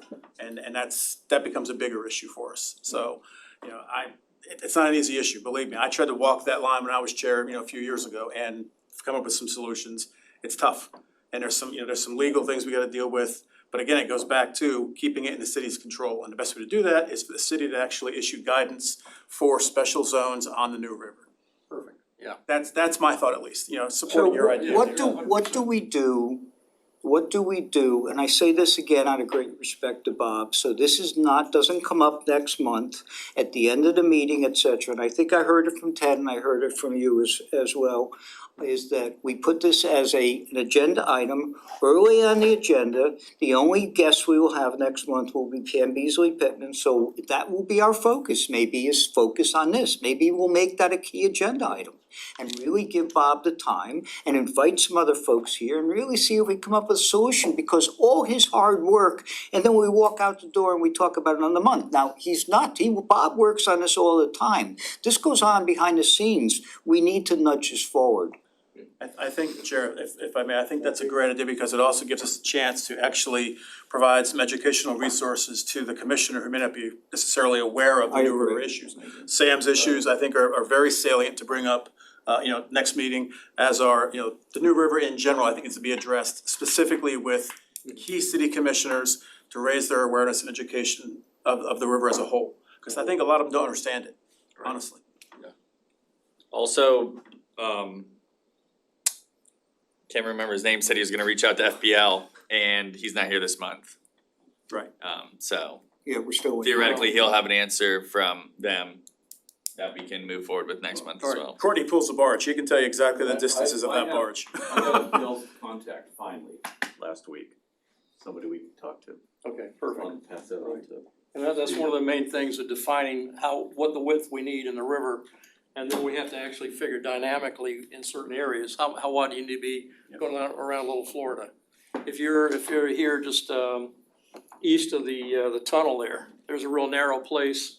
If somebody were to build a dock 25 feet out, screw it, you're not gonna be able to get a barge up there. Even the swept path of the Jungle Queen going by. You can't Yeah. explain it. Oh, yeah. You can't explain, this is why we talk, when we talk about Monica running an 80-foot boat, I hate to say it's only 80 feet, but that's a big ass It's boat. wide, it's flat. And It takes up twice that. it sure does, Yeah. and I give her a lot of credit, but navigating that section heading out west is, we're gonna get Scott. Scott hasn't been on the water, so Andrew's offered a boat, we're gonna get up there.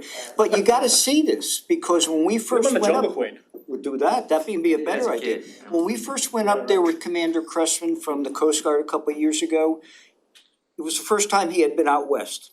And he's the commander of Port Miami. He said, I had no idea this existed.